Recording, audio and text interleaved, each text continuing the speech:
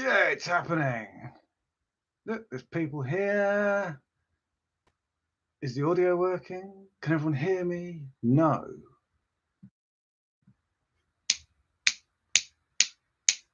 Is that working? Is there anyone here? Is there anyone here? Can you hear me? Oh, you can. Excellent. That's good. Ah, Nigel, I recognise your little smiley face emoji. How's it going? And turn the light on because it's dark. Boom, look at that. And as it's Friday night and we're doing stuff on the internet, I'm going to have a beer. Look at that. It's 10 people. This is probably my most popular ever live stream. Isn't that exciting? Cheers all. Chin chin. So, the order of proceedings. Look how badly positioned my light is. I should sit here, shouldn't I? Terrible. Nice white wall, dark face, and a dark and mooding presence. That's why. So, I had fully intended to plan this meticulously and let it all go off with that hitch. But as it is, I haven't tested the name out of the hat picker thing. I didn't even really finish building it. I think it works. Should be fine. Should be fine. And I haven't really worked out how I'm actually going to. Whoever gets these things, look. I have to somehow work out how to get your address. And I had foolishly kind of thought that I would just go into the chat and say, "Oh, congratulations, you've won a Quadlock lock. Here's my email address. Send me where you want it to be posted to." But then all that spamming happened. I don't know if you folks got spammed. Someone went through, some bot went through all like every account just saying, "You've won. Please send a Bitcoin to some dodgy account somewhere," or I don't know, something. So I don't really want to put my email address out there now. So I don't know. We'll do the draw and we'll work it out afterwards anyway. What have we got here? Bottle of water. Bottle of water's good. Water's good.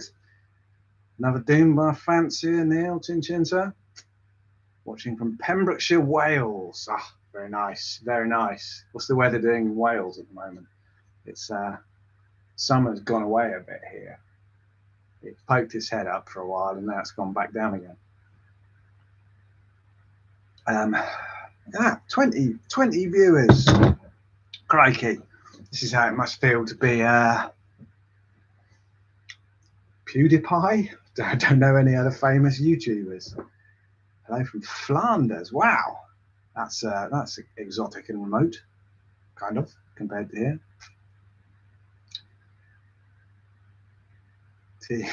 Totally. Very good, very good. Oh, this is exciting. I'm at 23. Let's go up. We'll just we'll give it a few minutes to build momentum, and then we'll do some stuff. Now I assume that all of you. Someone from France. Excellent. Greetings. Bonjour.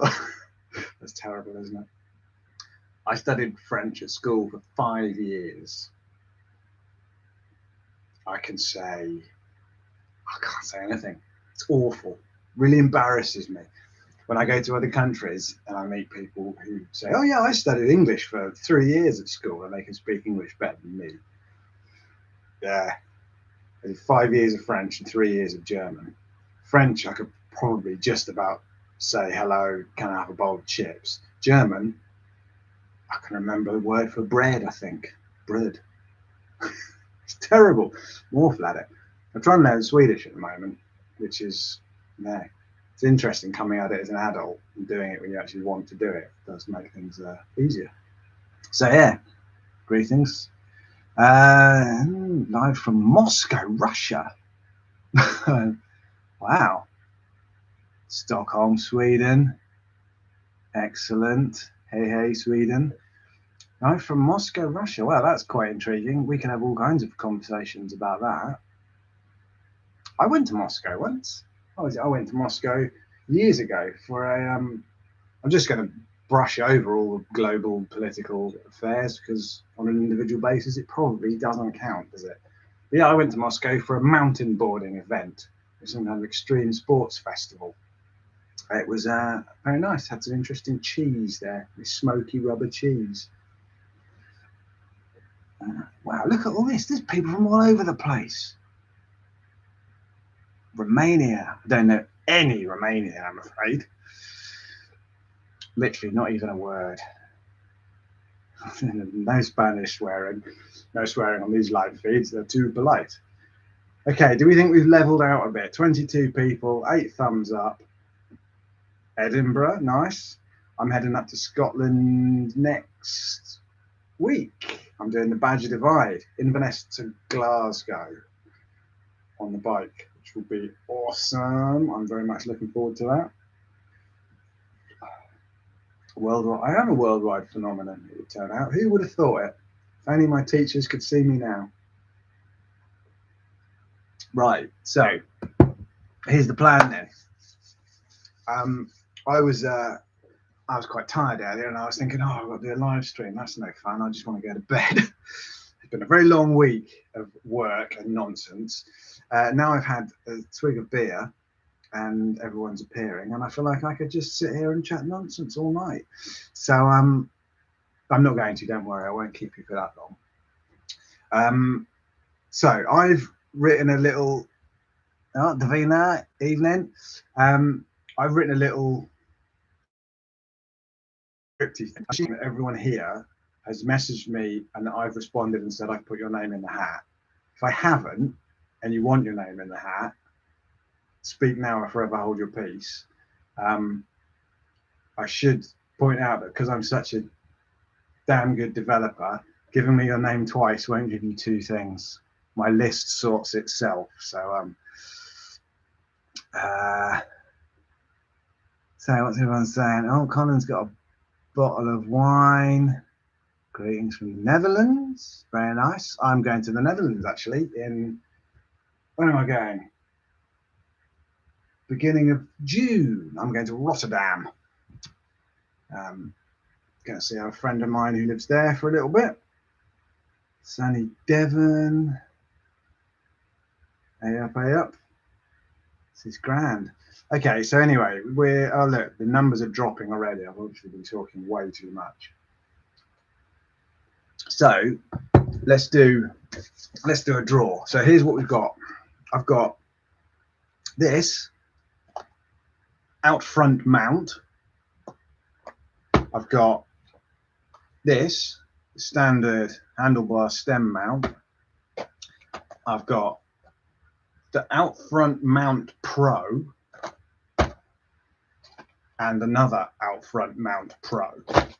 Now I've also got this is the thing that you stick to your phone if you can't get a Quadlock case to fit your phone, or you want to attach something weird to your Quadlock mount, like, I don't know, I can't think of anything now, a baguette or a pasty. You could make a pasty cradle. That'd be amazing. So I've got those. What's everyone saying? I just got to catch up with people. Derbyshire, greetings. Kent, greetings. Alan. Oh, actually, Alan might be here. He did say he might tune in, but I don't know if he will or not. He's probably out partying because he's young and awesome. Chilly Beach and Village in Berkshire. Ah, local boy. Local. Not that far from here.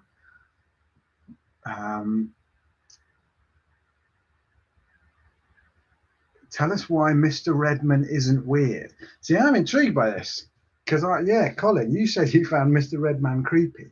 I'm intrigued by that. I mean, he's got a bit of a funny look on his face, and he sort of did that. It was a bit weird, I guess, but it was good conversation, I think. Mr. Redman holder, yeah, there we go. That's Swansea. I'm going to be going through Swansea in a few weeks' time as well. My brother lives out on the Gower, so I'm going to, after Scotland, after the Badger, I'm getting the train back to London and the train straight to Swansea and cycling out to the Gower to go and visit my bro. Cool.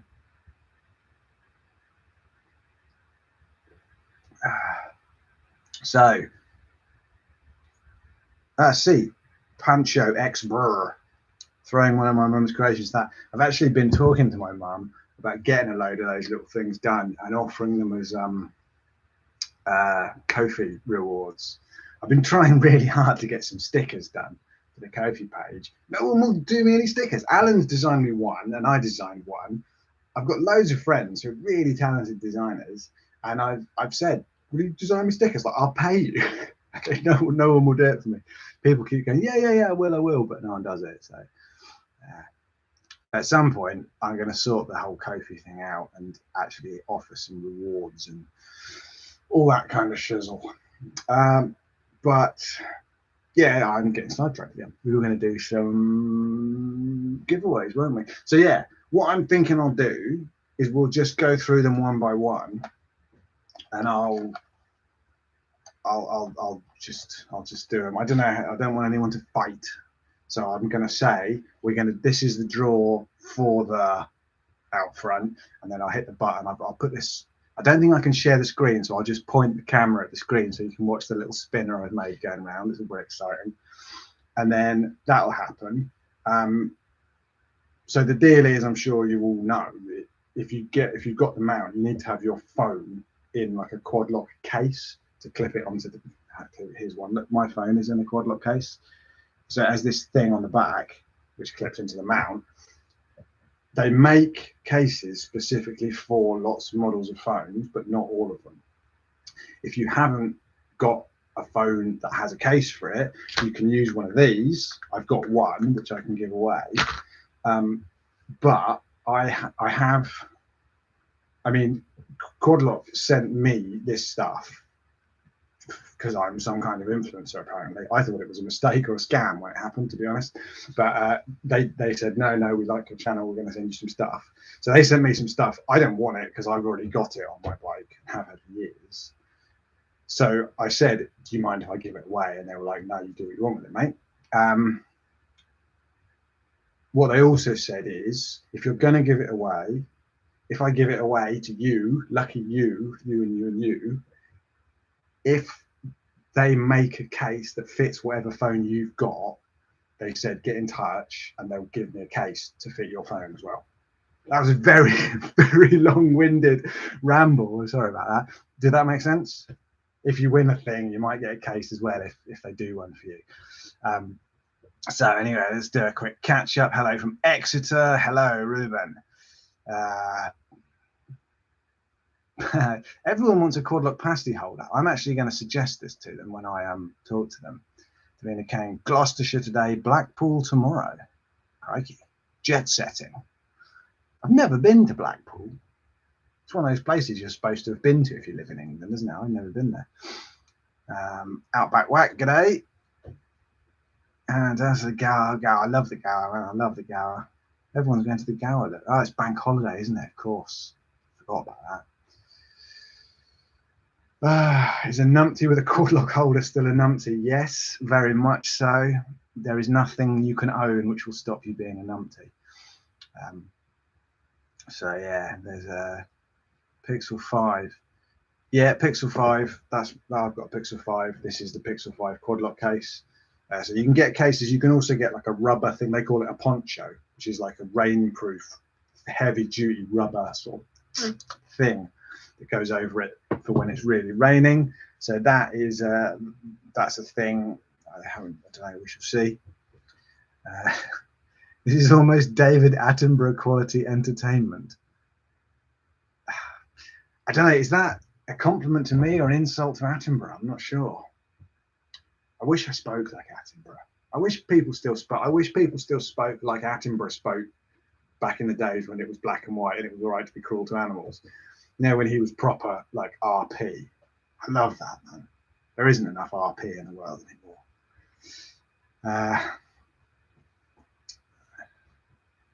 There's a sticker right there, the influencer. I like it. So, having a Belgian Trappist beer. All right, so Kurt is having Belgian beer. I went to a Belgian bar in London with a friend of mine. This was a while ago. This was when before people stopped going to bars. Into a Belgian bar, and they had a huge beer menu, and they were all 8% or more. You know, there were beers in there that were 13%.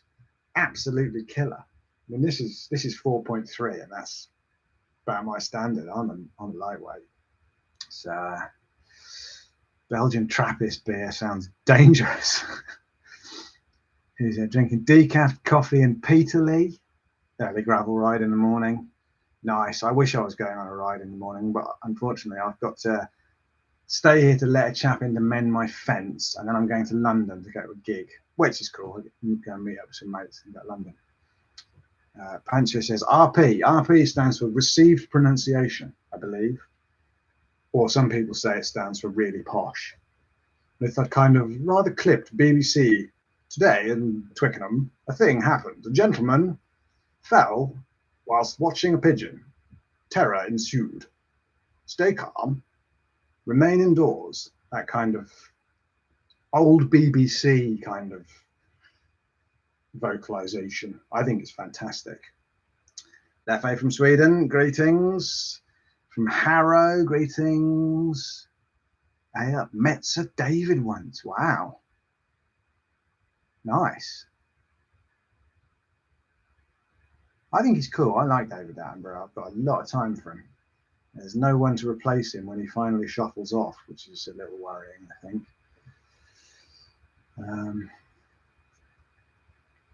Outback Whack has a beer allergy. Haven't ordered a beer for 40 years. Well, fair play, mate.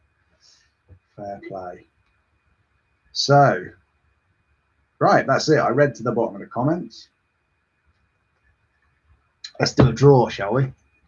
Let's do a draw for this out front Mount Pro. And I still, a little voice in the back of my head still thinks this is a scam and this is probably full of scorpion. I haven't looked in these boxes because, I mean, they're not cheap, these things. And I don't have that many subscribers on my channel. I don't get that many views compared to, I don't know. I mean, I watch other YouTubers who do similar things to me who have a hell of a lot more going on in terms of traffic than I do. So when they contacted me, I was a bit like, really, you want to send me a free thing? That's a bit dubious. Do I have to pay in Bitcoin to an account in some offshore? They're like, no, just send it. So it's come. So I don't know what kind of scam it can possibly be. I assume that Quadlock just liked my channel, which is very nice. So anyway, we're going to do a draw for this. This is the Out Front Mount Pro. There's another one of these coming. So what I'm going to do is I'm going to jump to, I'm not going to point you at the screen that's showing what I'm filming because that would be all Doctor Who-y and crazy. Hang on a minute. Are people talking? What are people saying? How you doing, mate? Hi from Lancashire. Greetings.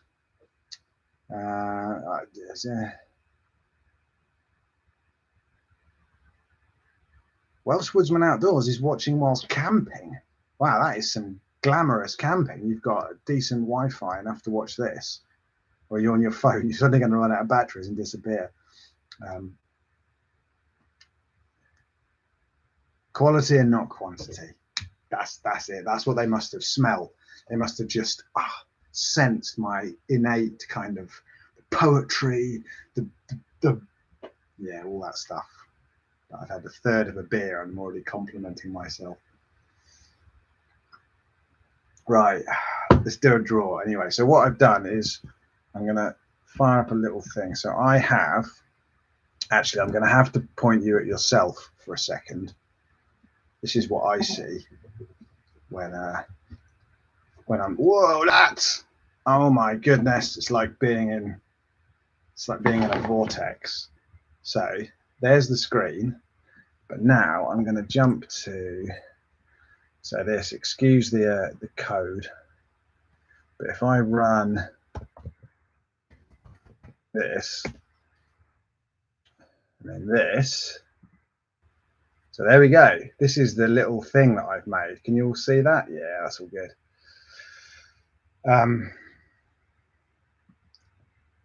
So as you can see, there are 103 names in the hat, and there are 4 mounts to win. So that's, if there are any mathematicians amongst you, you could probably work out what your odds are, but I can't do it.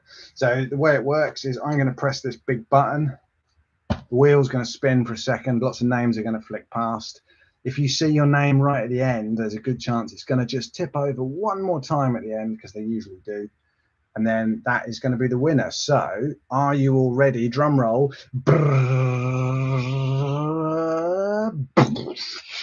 Look at that. Okay. So first winner of the evening is Martin Shaw. Is Martin Shaw on here? Probably not. There's not that many people on here, is there? 37. And now I have to write this down because I never got round to building the bit of this app that saves the names. So, Martin Shaw. I hope someone on the stream wins one. That'd be cool.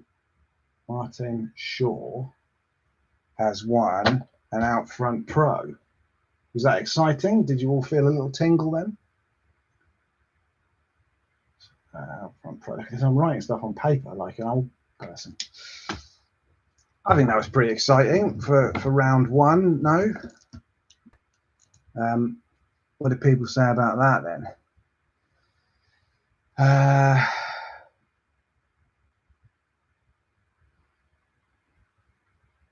Yeah, so Outback Whack is very, very rightly said. I will cover the shipping for these. I'm really hoping that Martin Shaw lives just around the corner and that these are all won by people in England, so I don't have to shell out to ship it across the world. But I will, you know, because I said I would. I should have done small print, really. I'm probably in breach of the YouTube terms by not doing it, but I said it, so I'll stand to it. Were your folks Jethro Tull fans? I think they both listened to a bit of Jethro Tull, the band, and Jethro Tull, the man, the famous old worldly agriculturalist, inventor of the seed drill, lived round where I was born. I think he's buried around where I was born. But I'm pretty sure they just got my name out of the big book of baby names. I think there is a Jethro in the Bible as well, I believe. He was Moses's father-in-law. I think he was a bit of a dick. I think he gave his daughter away in return for a sheep, or one of those kind of weird things. But yeah, I think it just came out of a big book of baby names, my name. So what's people saying? Your aura knows no limits. Davina, I'm walking home from work and watching. Wow, this is great. We've got people on the go. Davina's walking. Welsh woodsman outdoorsy is watching in a tent somewhere up a valley. It's awesome. It's very exciting. Yeah, seed drill inventor Christopher Flynn. He knows who Jethro Tull is all about. So 25 to 1. Is that a real calculation? I suppose it probably makes about sense, doesn't it? Yeah. So there we go. Right, waiting for the next draw. Sorry, I'm talking a lot of nonsense, aren't I? It's rigged. Who the hell is Martin? Whatever. Martin Shaw. I don't know. If my name comes up, that's when you can claim it's rigged.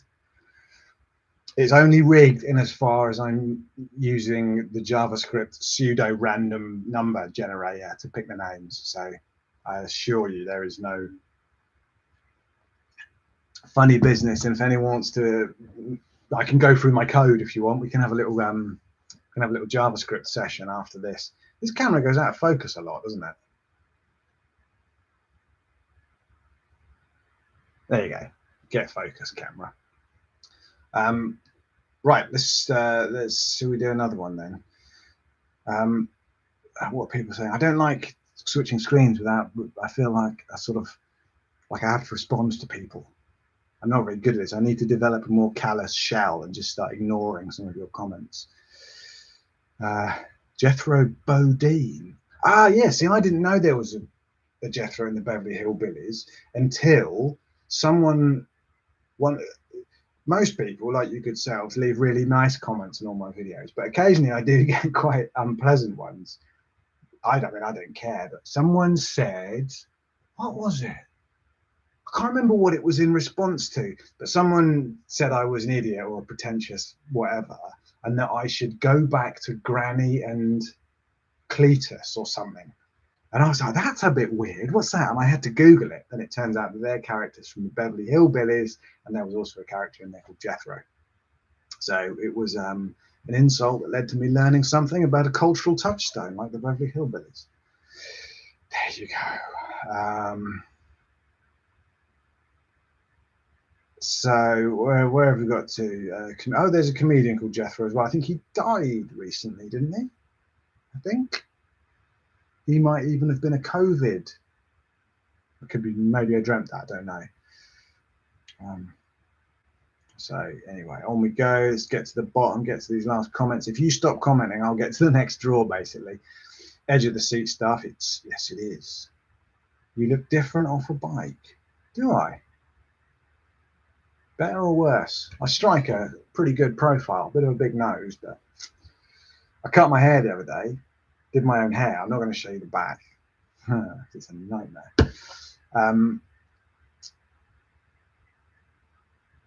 It's 103 to 1. The odds of winning do reset each time. And actually, Martin Shaw, who won the last one, his name has now been removed from the list. So he's not going to come up again. So now there's one less person in the hat as well. So there's all of that. Suspense is killing me. Bish, bash, bosh.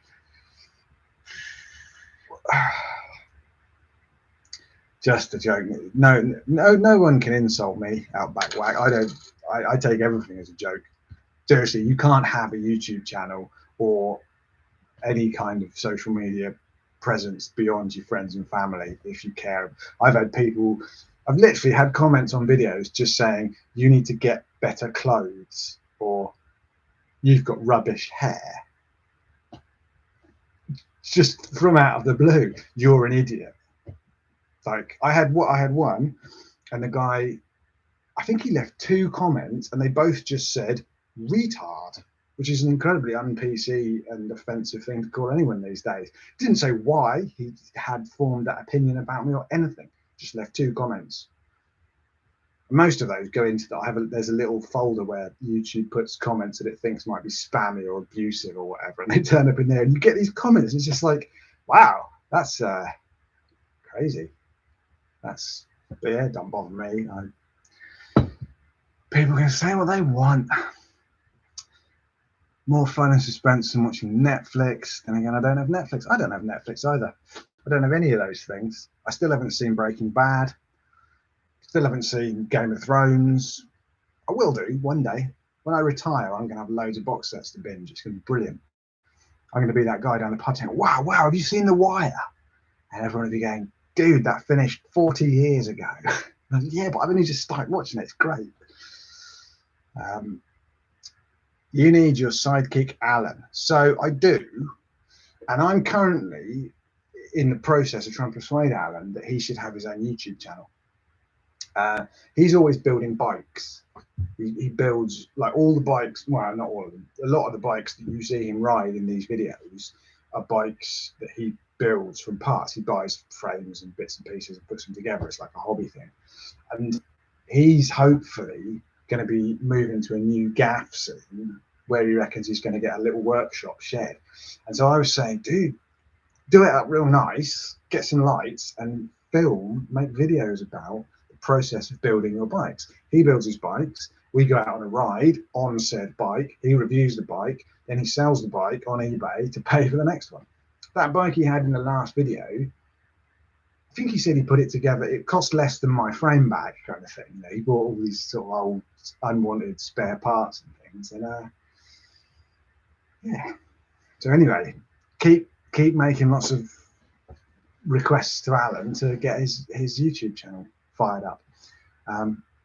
Right, I am going to do another draw any second now. You don't have, like, if you have to go, you have to go. It doesn't matter if you win. If your name comes up, I'll give you a shout through the comments section and we'll sort out some way of cryptographically securely exchanging addresses and I'll send it out to you.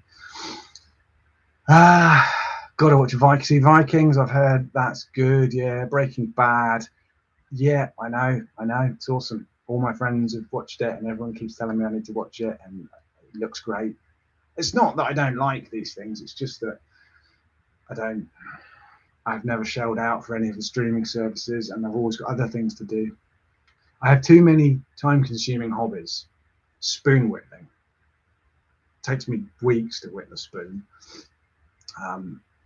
And yeah, going out on the bike, making the videos. There isn't enough time in the days, basically. So what are people saying? Channel is about sharing experiences. It is, because that's all I've got. I don't have any expertise, so I share experiences, and I will keep it up. Thank you, Aop. What do you use for navigation? Your phone or dedicated GPS? Okay, so there's a good question, and I go on about this. I quite often get into arguments about this on Reddit.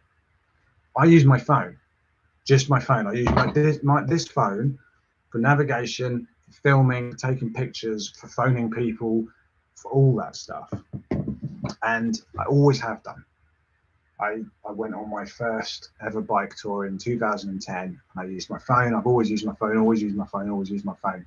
And then after I came back from my big Sweden trip, and I was thinking about building the Surly and putting together a new bike, and I got it into my head, because I was in that phase of, oh, I have to have this special bike and these special bags, and it has to be all nice and right and proper, and I have to do it by the book. And so I was like, I shouldn't be using my phone. That's not how Bear Grylls would do it, And so I bought a Garmin eTrex something or other, and it was awful in every conceivable way. Horrible little screen, horrible UI, really slow to use, really difficult to navigate on, absolutely useless for changing your route while you were on the go. So you could build a route, upload it, and just about follow it. But if you got to a point halfway through and were like, no, I'd quite fancy going over there, I'm going to change my route, it was no way, you couldn't do it. And so I did a few rides of it, and in the end I just kept on getting my phone out, to look at a big nice bright screen and use a UI that I recognized. And then I sold it. I put it on eBay and got rid of it. And I see this being asked quite a lot on Reddit. And I always say, I'm not going to say it's the right way to do it, but don't get a dedicated GPS unit just because you feel like that's what proper bike packers would do. Because realistically, they're rugged. They're a bit more rugged than a phone. That's true. And the battery life is maybe a little bit better. But actually, this on airplane mode will last all day. And that's with me filming as well as running Strava and maps. And then in the evening, I'll edit the video on it and then charge it up while I'm asleep. So on airplane mode, this lasts really well. And so really, the only benefit to a dedicated GPS unit is it's a little bit more rugged. But the reality is, if you buy one with the same user experience as a phone, it's still going to have a big touchscreen, and that's still going to break if you drop it on the ground. So I think if you buy a dedicated GPS unit, all you're really buying is another thing you have to charge up. That's just my view. And I think people say, oh yeah, but you need a backup, And I would say if you're going somewhere where you need a backup, as in if I get lost, I'm going to die, kind of, if you're going out in the wilderness, then you also need paper maps and a compass, and you need to know how to use them. And you probably also should have like a spot tracker or some satellite communicator. For my part, I very rarely cycled anywhere where if I got lost, I couldn't just follow the track to a road. It might have been quite a long way, but I could follow the track and know I'm going to hit a road, and then I follow the road until I either hit a town or I just lie down in a coma and wait for a trucker to pick me up or whatever. So I've lost the thread of what I was talking about, to be honest. Sorry, what's happening here? I'm just rambling like a... Oh, look, I've missed loads of comments. So Breaking Bad, blah, blah, blah, your channel, navigation, that's what I use. Hurry up, Jeffrey, I'm halfway through watching Venom 2. Commiserations, mate. I watched the first one and barely made it to the end. Tom Hardy, right? Tom Hardy's awesome. But yeah, I didn't rate Venom at all. Grew up in the town with Sopranos. Sopranos was the last thing I watched. That was the last box set I actually got into, and I didn't get to the end of that one. Better Call Saul, yeah, that's on the list as well. Him as well, Bob Odenkirk. He's cool. I watched that film, Nobody, with him in it, where he's like a sort of sleeper hitman who's gone quiet. Brilliant, really good fun. Good, like silly action movie. Anyway, I digress. I am digressing. Oh, yeah, sorry, I'm being really slow, aren't I? I'm going to spin through these. Oh, look at this. I don't know. Yeah. Everyone takes their phone anyway. Best thing about phone, ordnance survey mapping. See, I use Open Cycle Map. I love the Open Cycle Map tiles. I found them really good. So yeah, sorry, we are doing the draw. We've only drawn one. I've been on it for 40 minutes and I've only done one draw. So I live and ride in the desert, so I can't use my phone for nav. See, that's a good reason to not. Yeah, out in the sun, it may well bake. So you get something a bit more weatherproof, I guess, or yeah, you go paper maps and compass if you're really on it. I've just got a Wahoo Element Bolt, and highly recommend if you need something. Okay. Yeah, I'm not anti this, but I couldn't ever get on with anything that didn't have like a big kind of mobile style screen. Partly just because I've got so used to it. It's so easy to just glance down a bit and see what you've got there. So yes, okay. So Davina is saying what app store? So I used to use View Ranger because it was free and they let you cache Open Cycle Map tiles for free, but then they got bought or merged with Open Outdoors or some other big mapping adventure company, and they dropped the Open Cycle Map tiles. So I skipped to those, and I've recently started using Gaia GPS, which seems very good. And you can, all I need is something where I can upload a GPX file and cache all the relevant map tiles for that route. And they let you do that, and they let you choose the Open Cycle Map tiles, which are the ones I like. So yeah, I use Gaia GPS at the moment. I've only been doing so for a month. I'm going to use it on the Badger Divide in a couple of weeks and see whether I die or not. So that'll be fun. Christopher Flint, paper maps don't need batteries or a satellite signal. This is very true. And I was going to buy the paper maps for the Badger Divide until I looked at them and realised you need about 7 OS maps to cover it. And I was just like, that's a pannier full. I'm going to risk it. So if you need 2 devices, take 2 phones. See, I've thought about this as well, because then you can have one on the bars for navigation and still be filming.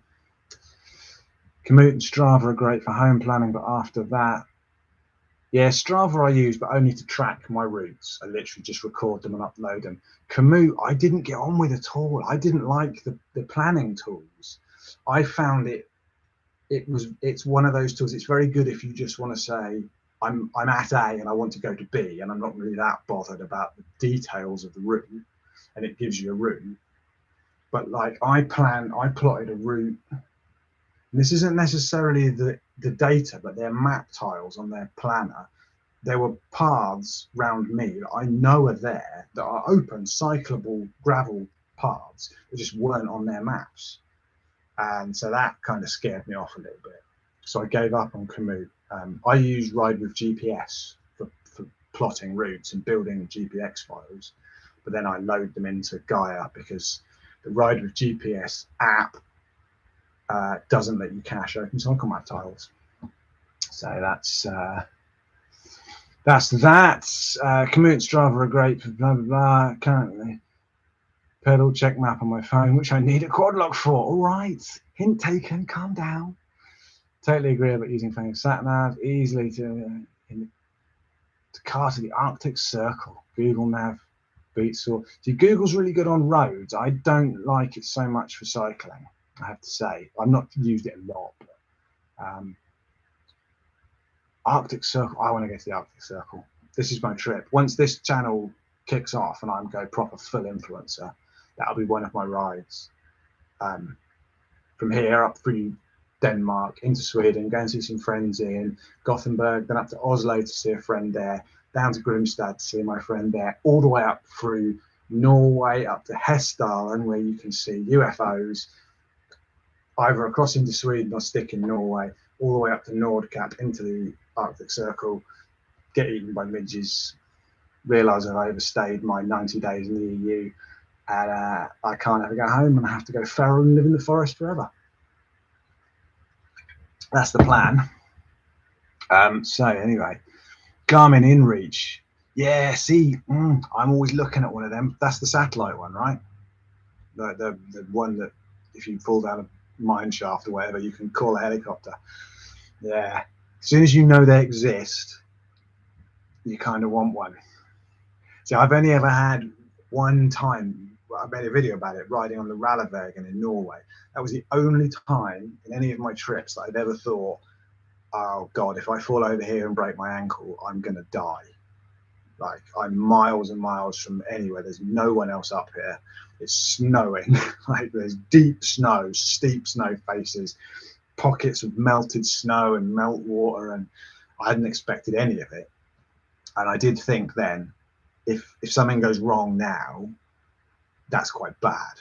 Like, it's got no signal, I've got nothing. If I can't crawl out, I'm going to die as soon as night falls. And that was when I did start thinking maybe I should get a little InReach or a spot tracker or something. Anyway, paper maps don't tell you where you are when you are lost. No, paper maps and a compass and a little bit of common sense is pretty good. Yeah, I don't know. I am a child of the modern age. I like gadgets.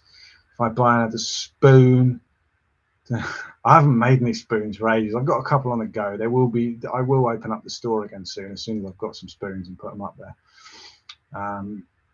Any night trips planned? Have you ever? I don't ride at night very much. I quite like doing like trail riding at night, little blasts along single track and stuff. That's quite good fun with good lights, but I don't do it a lot. Garmin long before phones are used to it. That's half the thing, hammock dweller. It's just what you're used to, I think. And I've got so used to my phone. Yeah. If Alan is indeed a bicycle mechanic, how come he didn't help you build that? So Alan is pretty good at building bikes. He lives quite a long way from me. Like, you know, he lives way over in the outskirts of London, and I'm in Reading, so it's a bit of a mission for him to get here. And you know, I'm not a bicycle mechanic, but I can do it. I did it, and it was a learning experience, shall we say. But also, he would have just spent the entire time mocking me because all I bought was expensive stuff. Alan is always going, hey, Jeffers, look, I got this new brake cables. There's some company you've never heard of in China, and it only costs £4, but they're really good. And I sort of go, oh yeah, my brake cables cost 40 quid. I'm a sucker, basically. I buy expensive gear, and Alan laughs at me and mocks me when his bike is just as good as mine and cost about a tenth of the money. So I like OSM and a bit of a steep learning curve. I think someone else recommended me that, and I never got to it because I liked Gaia. Garmin Explorer Edge, and you got this great deal. Okay, yeah. See, there's loads of things out there. Battery bank for extended time away from a charger. Yeah, I've got a battery. I've got a dynamo in my front wheel. I've got a Schmidt Son 28, which I think has stopped working, but it is 12 years old or something. And I used that for a long time. But in the end, I've got a big battery bank. In fact, I've got two. I've got like 50,000 milliamp hours of battery. And yeah, that would do you for a week. Well, that would do you for 2 weeks, probably. I think I only took one of them on the Pennine Bridleway, and it lasted me the whole thing. So actually, unless you're going super off-grid for a long time, you can get away with a battery bank really easily these days. You know, they're pretty compact and pretty rugged. I'm still quite toying with the idea of getting one of those pedal cell. That company they've reinvented the rim dynamo. And I've read lots of stuff about it that suggests it's really good, but I don't know, it's controversial. But I thought I might get one just because I like the gadget, and I'll get some videos out of it. So what are we saying? Battery bank. Can't say good enough for my Dynamo. I see another Sun 28 user. Yeah, they're bomb proof.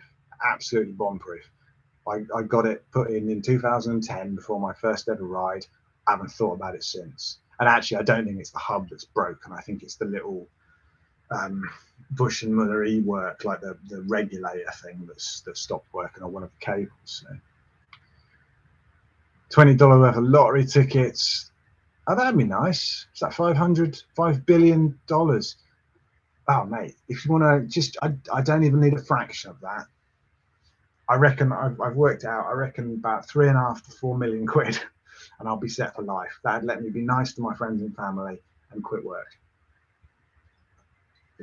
So if any of you out there are eccentric millionaires who once dreamed of cycle touring, but then got consumed by the family business, never quite got around to it, and now feel like they're too unfit to do it and want to live vicariously for a reckless young adventurer like me, and you want to just like set me up a nice trust fund so I can go cycling, that'd be awesome. What else is there? Arctic Circle, been there. They had a winter heat wave, -7. Yeah, see, yeah. That's the thing. You go there in the winter, it's really cold. Well, -7 is still really cold for a Brit. But you go there in the summer, and it's just a dense mountain of mosquitoes, I imagine. But I'd still love to go. I'd love to go there in the summer and see it. I'd love to go up there in the winter and get one of those little cabins with a glass roof and just sit there with an espresso martini and watch the Northern Lights. It's on my list. One day it'll happen. I go bikepacking next month around northwest England on gravel bike. Planet X on one. Planet X. Nice. Gravel biking northwest of England. That'll be good. That'll be nice. Be some hills. I wrote up the Arctic Circle trip and live video loaded. I've never edited. Oh, mate, edit that. Nigel Marsden, edit that stuff if you've got it. Yeah, that'll be interesting. Outback, spare Garmin. Where have you got a spare one? You've got a spare Garmin InReach. Don't they cost like 300 quid? Are you that eccentric millionaire? Is this the first? Yeah, one day I will go. I think actually there's a company in England you can rent them from. So I think if you're going away for a month or whatever, you can rent one, and then you don't have to get into all that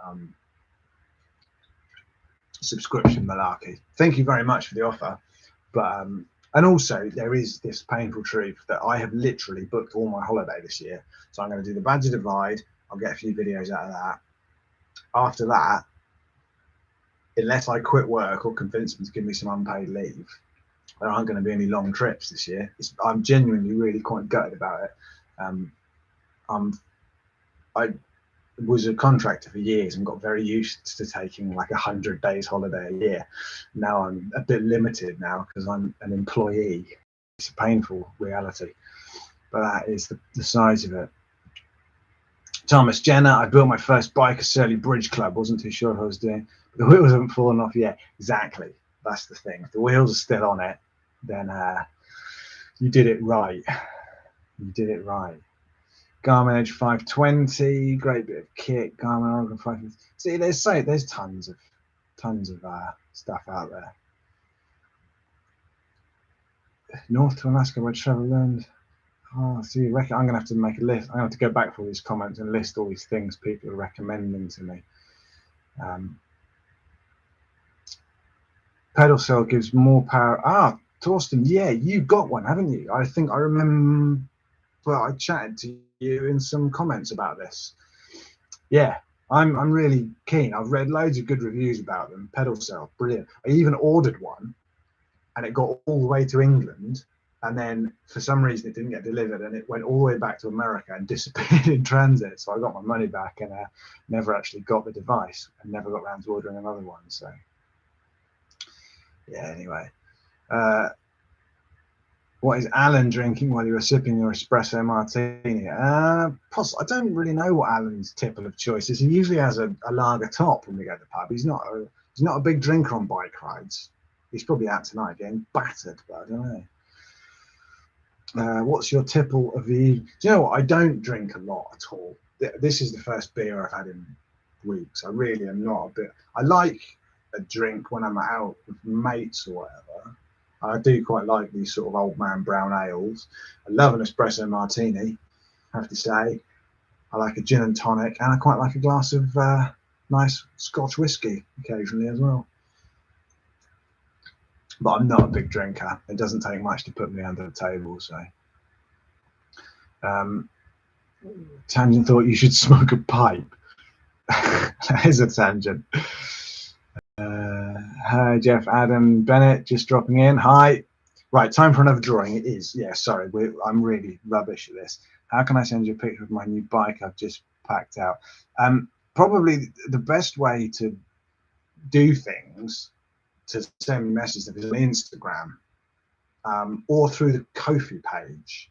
Like, you can message me through there. I don't think you can message me through the channel, even though it's linked to my Google account. But as I said, because of all the spammy stuff, I'm not too keen about putting loads of email addresses out. Find me on Instagram. You can direct message me there and send pictures and stuff. A few people already do. Or on the Ko-fi page, and you can message me there. Yeah, always happy to look at bikes and yeah, chat about stuff, you know, questions and what have you.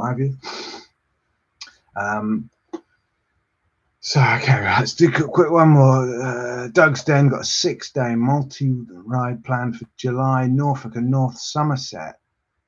Yeah. Norfolk and North Somerset. Okay, yeah, nice. That'll be cool. You've been in. Well, thank you very much. If I've been even a small part of inspiration for that, then that's fantastic. Let's do another draw. We'll do the other. This is the other out front mount Pro. What's going on with the focus on this camera? Out front mount Pro. So, as before, I'll spin you around so you can see my work monitor. Right, there it is. Trippy as anything. Okay. So there's Martin Shaw. Lucky winner, Martin Shaw. Let's go. Are you ready for this? Wow. Look at that. Who's it going to be? David Kerry. Just David Kerry on the stream. It's not a name I've recognised, but that would be. Ooh, cool. Oh, look at that. There's my phone and my keys. So, David Kerry. No, he's not here, is he? Oh, well. I'll write his name down. David Kerry. See, the daft thing is, I've now got to go through all the comments. I've got to find these people. I did this so badly. I've planned this exactly as you'd expect from watching my channel. I haven't really thought about how I'm going to do it or anything. But, you know, I'm giving out free stuff, so stop complaining. Time for another drawing. We just did one. Brilliant. How can I send you a picture? Bike, yeah. Whiskey, yeah. Norfolk, yeah. Definitely inspiration for me too. Got a short ride from. Yeah, man. It's nuts.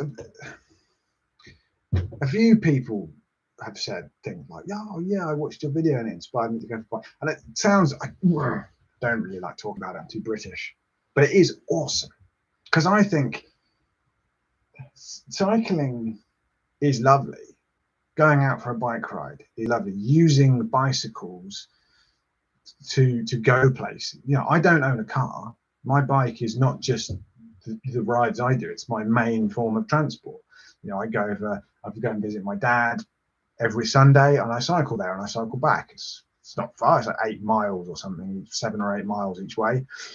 So I do that. I go and visit my mum and stepdad over the other side of town. I cycle to see them. I go and visit, you know, got a couple of good mates who live 10 miles away or so. I cycle to meet them. You know, it's how I get around. And I wish more people did, because, you know, everyone's always going on about, oh, the world's on fire, the oceans are boiling, the pandas are choking, and the turtles are full of diesel and all that stuff. And, oh, we've all got to drive electric cars. I was like, yeah, electric cars are great. They're better than a big diesel truck. But you know what's even better than that?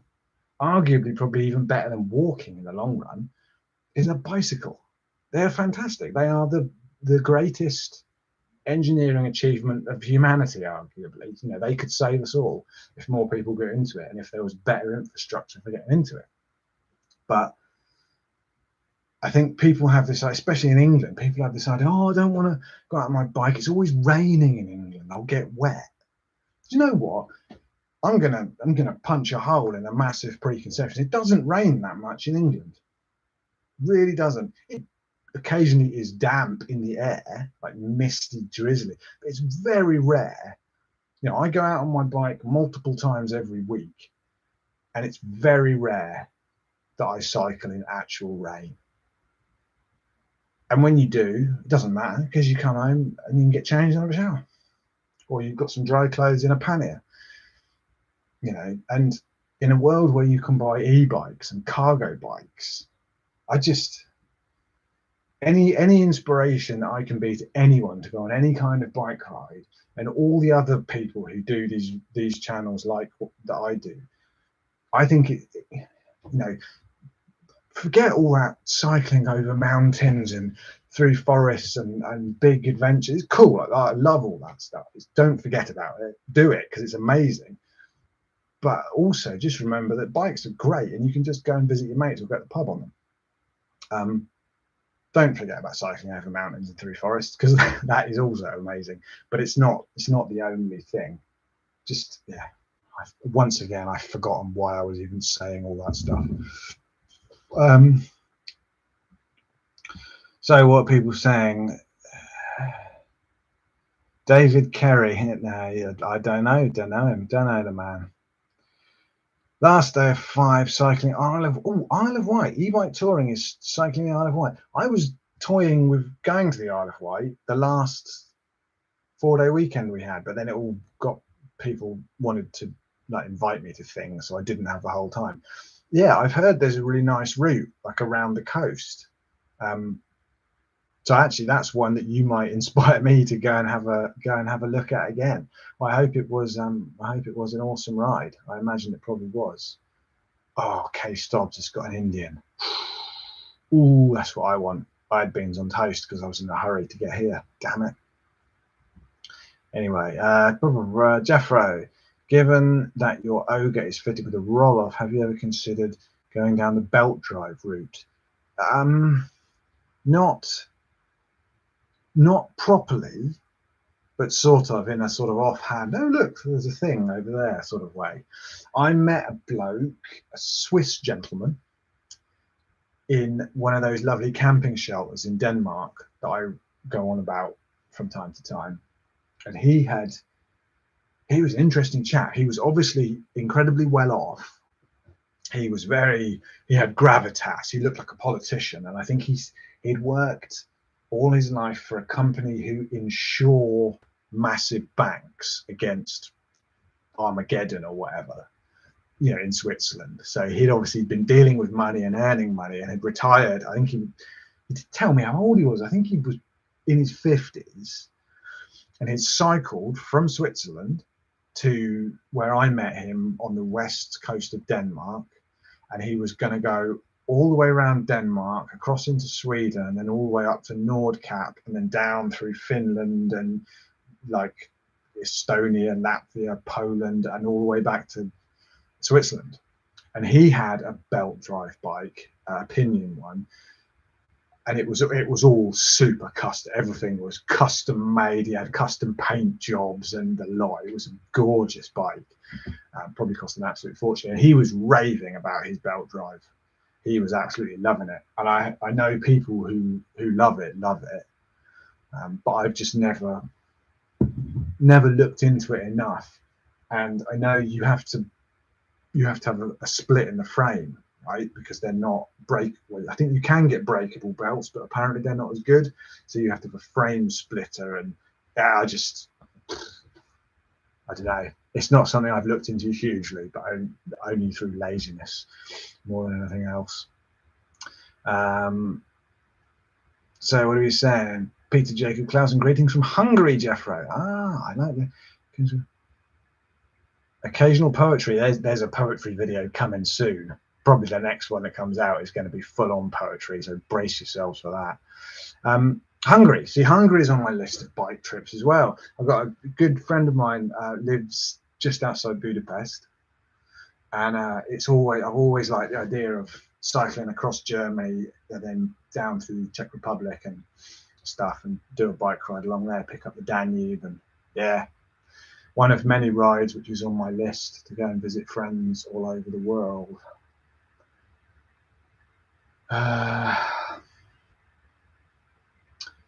So what are people saying? Have you a new Mr. Redman yet? Watch this space. Auditions are being held as we speak for a new Mr. Redman. Oh, Davina's home. Jolly good, jolly good. You survived the journey. Glad to hear it. Bicycle is the best form of transportation the world's ever seen. Very, very true. Subject of bikes. You have my vote. See, everyone agrees. All us like-minded folk agree. Come off my bike many times after a pub trip. Don't drink and ride.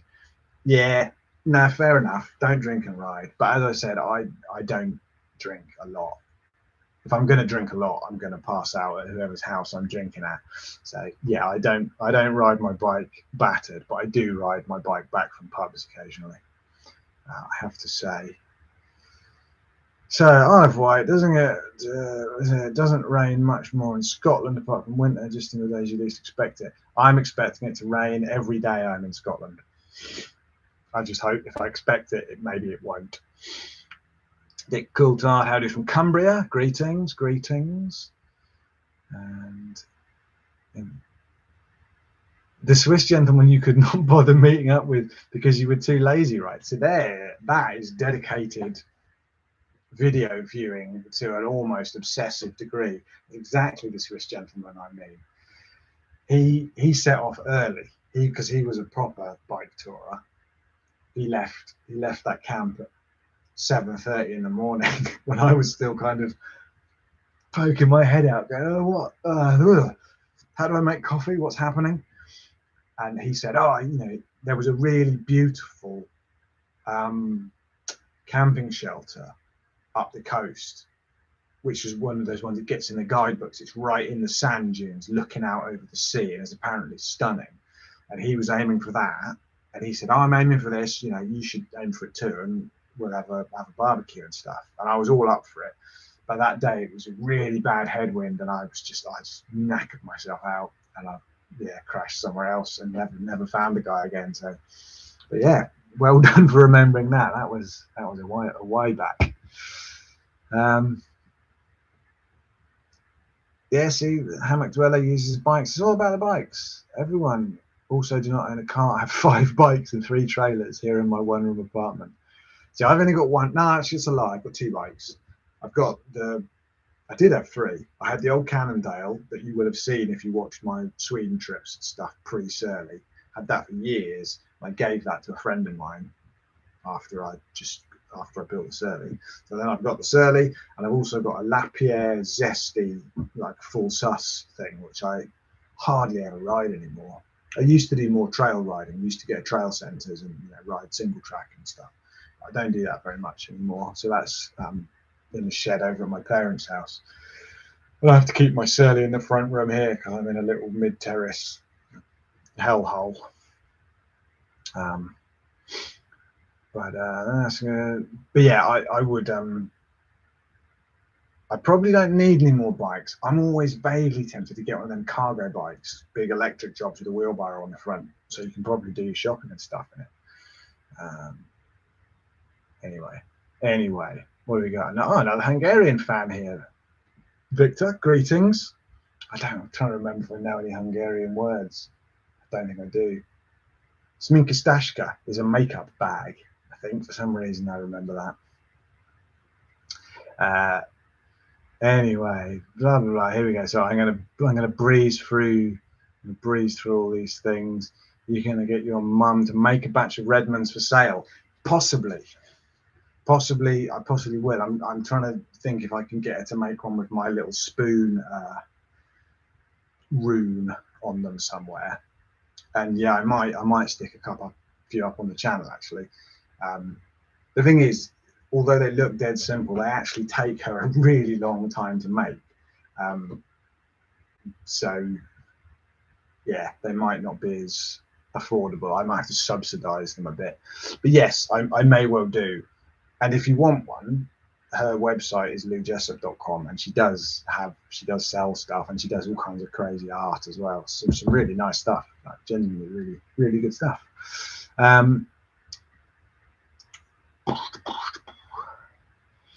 So what's going on? I'm going to get to the bottom, and then we're going to do another draw. I've got Santoff World Traveller 2.8 with roll off and Gates belt. Really can't fault it, but yes, you need a special frame. Yeah, that's the thing. I mean, you can get.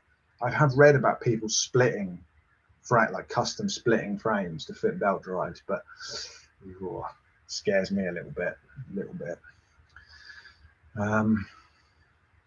Lovely Dutch bike though. Any opinion on Santos bikes? Do you know what? See, this is where you need Alan here, because Alan has opinions about bikes and gear, and I don't. In general, I'm not a gearhead in that I don't read up a lot about it. When I was building this earlier, I read up a lot on the few that had caught my eye. So I read up a fair bit on a bomb track. I quite like the idea of getting a bomb track.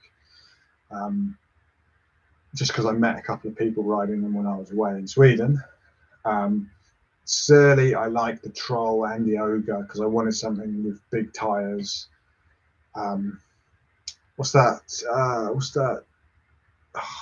That American company who are always getting featured on bikepacking.com, Tumbleweed. I was quite taken with the idea of getting one of those until I realised it was going to cost me all the money in the world to get one shipped to England and paid for. And so I was doing that, and I learned all this stuff, and I read all these articles, and I learned all this stuff about different specs and wheel sizes and why we do this and why this is better than that and what this is good for and And then I built the bike, and I thought, this is fantastic. I'm going to know everything about this bike. I'm going to just have it there, and if anything goes wrong, I'll be able to immediately mend it. And I rode the bike a few times, and I've forgotten it all. I just don't retain knowledge about bikes and gear. So when I go with Alan, and he's always saying, "Oh yeah, no, I got this fork. It's kind of like a 76 with the 150 mil travel, but it's only got 140 mil travel. How much travel's yours got?" And I have to look down and remember that I haven't got suspension forks. Like, I'm useless at this stuff. You know, people say, "Oh, what size stem is it on your seat post?" And I'm like, "Oh, I don't know. It's about that." So I don't have an opinion, I'm afraid. That was a very long-winded way of saying that. Two of the YouTubes I follow have shown belt drives breaking in the middle of nowhere. Apparently, you can't handle getting mud packed under the belt very well. So I guess there's that thing. Lots of people say belt drives last better and they last longer and they're kinder to the drivetrain. But in those rare situations where they break, if you don't carry a spare belt with you, you're gudgeted, because you ain't going to just walk into I don't know, would you just walk into a local bike shop and buy one? I wouldn't have thought you would. Whereas a chain, you can get anywhere in the world. So, I don't know, swings and roundabouts, isn't it? Swings and roundabouts. Spoon-roon, I like that phrase. Cycling show at Alexandra Palace last weekend was excellent. Oh, I didn't even know there was a thing. Cycling show. See, I miss all these things. I know there's a festival in the summer somewhere, big like cycling festival that I meant to go to last year. And I think it was online. Like, might have been online this year as well. Actually, I'm not sure. Anyone wants to buy a bike? It's turning into Exchange and Mart. To be honest, I do not really watch your videos for your travels as much as I watch it for the philosophy and getting a look into your mind. Fantastic theories and thoughts. Well, that's flattering. It's a little bit embarrassing to respond to stuff like that, but yeah, I've really enjoyed doing the philosophy videos recently, I have to say. I honestly thought no one watching that. The dangers of bikepacking, biggest danger of bikepacking one that I did a few months back, I swear to you, I did that because I didn't have any other ideas of what to do, and I felt like I needed to upload something because it had been a while. And I just thought, you know what, I'm just going to blag it. I'm just going to tell a story. And even if it only gets 500 views, at least it's kind of keeps the algorithm noticing me. And I did it, and it's had 12,000 views or something now, and it seems to be really popular. And it was really good fun. I really enjoyed doing it, just monologuing. So there's definitely more of those coming. You know, but equally, there's only so much philosophizing that you can do before it becomes repetitive. This is what I find when I think about this. So I am going to keep just doing rides and talking about rides, just rambling. But there will be some direct philosophy. I've got a few thoughts about things. Yeah, we shall see. So everyone's talking about bikes now, and I feel all left out because I don't know anything about bikes. When my kids were too small to ride, I towed them in a variety of trailers. See, I think, yeah, kids in trailers is brilliant. That's one of the things I love about when you go to the Netherlands and Denmark and stuff. Kids in trailers, everybody see like parents with 3 children kind of sat in these cool little trailers. I think it's brilliant. I love it. Where are we going? If I get to the bottom of this comment section, we'll do another draw. I ain't cleared up with bikes either. When they break, I just send it for repair. Just drop my. See, I love the idea of being able to repair my bikes, and I sort of do, but I don't really enjoy tinkering with the bike. Some people really enjoy the tinkering. I do it, and it's vaguely satisfying when I get it right. Most of the time, it's just frustrating because I don't really know what I'm doing, and I just want to go out on a bike ride. And I've always been like that with the tools of my trade. You know, I play guitar a bit. Don't know anything about guitars, and I don't want to. I just want a guitar there that doesn't sound rubbish, kind of thing. And it's, you know, it's the same with everything. My spoon whittling. Lots of people who get into whittling get really into sharpening knives, and they learn all these techniques, and they can hone these knives to a razor sharp finish. I just want my knives to be sharp. I don't want to have to sharpen them. I want a little fella on a wagon to come round and sharpen my knives for me, like in the old days. So yeah, I'm definitely. I love the pursuits, but I can't get that excited about the tools. Like some people, you know, for some people, the knives is as much a part of the hobby as the whittling, or the bikes are as much a part of the hobby as the cycling. But for me, it's definitely more about doing the thing than looking after the tools, which is not good because it means I've always got a bit of a crunchy chain, and my whittling knives are always a bit blunt, which is incredibly dangerous. But anyway, look, we're nearly at the bottom. K-Stob says, yeah, Jethro's viewpoint on life is fascinating. I couldn't agree more. And on that note, let's do a draw for the standard. This is the one I've got. This is the standard stem mount one. This is the one I've had on my bike since about, when did I get a Quadlock? Must have been 3 or 4 phones ago, so probably 8 years, something like that. So anyway, let's do a draw. I really hope that someone on here wins. That would be so exciting. Right. Okay. Right, brace yourself, folks. We're going to the spinner. Are you ready? 3, 2, 1, boom!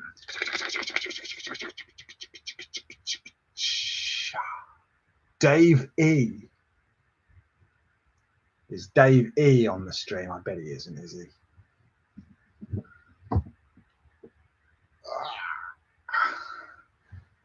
No Dave E. Okay. So Dave E gets the stem mount.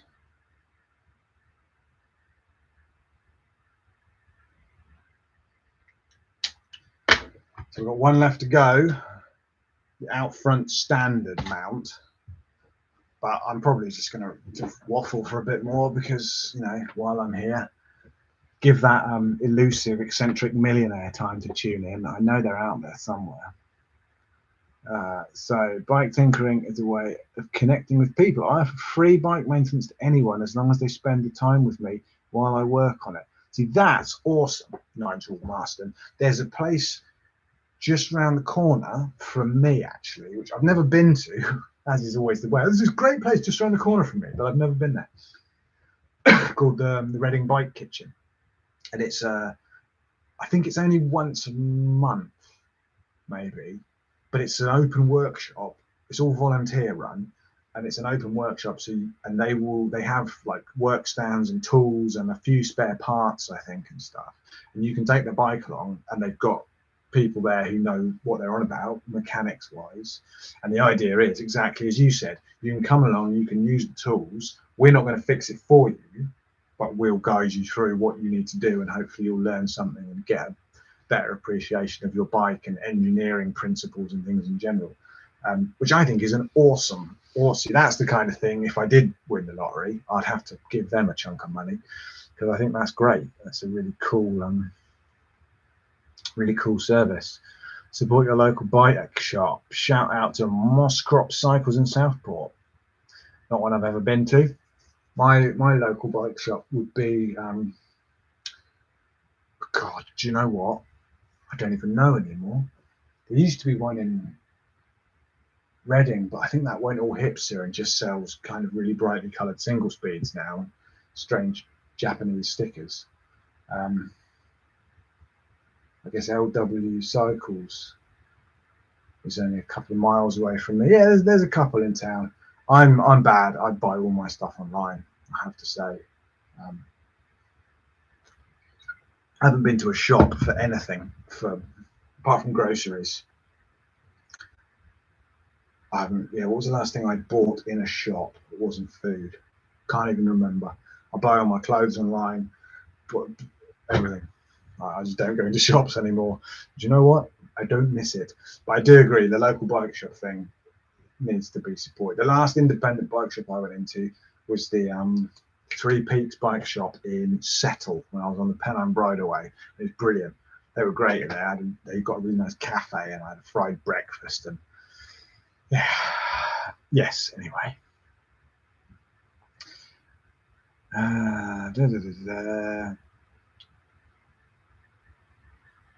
Your best video was the one where you went into a crazy role about being Napoleon or something when you were crossing. See, that was a long time ago. That was 2017, I think. Cycling across, I can't even remember what it's called. It's got a crazy long. People from the Netherlands, you'll know, the massive strip that goes, there's the huge road that goes, it's just like a massive, just a road on rocks. It's about 20 kilometers or something. I'm just going to have a quick look. So, is it going to tell me what it's called? It was a nuts ride. It's just, there's just water on either side.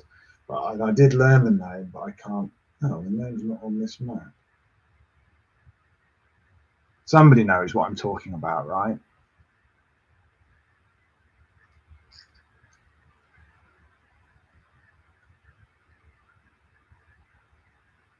No one knows what I'm talking about. Ah, there we go. That's the one. Absolute. Yeah, that was a crazy ride. Just water on either side. I think it is about 20 kilometers. That was yes, I did a very silly video pretending to be a Arctic explorer or something.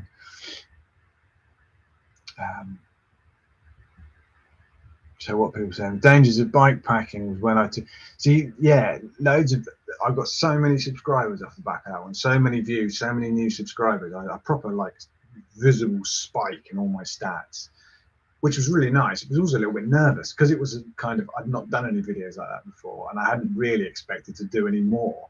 And so all of a sudden I noticed the next video I put out, I got loads of unsubscribes because people obviously went, oh, this guy's some kind of amazing bike philosopher, and every video he does is going to be one of these introspective, soul-searching kind of odes to life. And then the next video I put out was just me and Alan eating a pasty and climbing a tree or something. And I got loads of people, oh, this is not at all what I expected. I'm terribly sorry. I've made a horrible mistake and unsubscribed. But, you know, overall, it was a net gain. So, yeah, I did enjoy it. It was an unexpected success, and I will keep doing those ones. But please don't be put off if in between those there is just videos about me going for a bike ride in Basingstoke or whatever. So yeah, second best vid was when you were pedaling with that blonde dame who wore the skirt. That must be assuming you're talking about Louise, my Swedish connection. I already want my money back. Can't have it. Cash the check, mate. Sorry, it's invested. I put it all into Bitcoin. So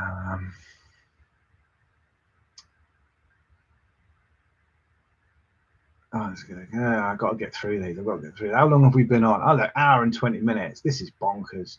Hour and 20 minutes to give away 4 Quadlock mounts. That's got to be some kind of record. I don't know what the previous record was for giving away 4 Quadlock mounts. I suspect probably unclaimed. But right, how many other cyclists have you seen with a mascot red? I think quite a few people have. My mum said that someone contacted her after I mentioned him in a video and said, oh, I really like your stuff, but I've already got a Beanie Baby or something that my mum gave me. And yeah, I think a few people do.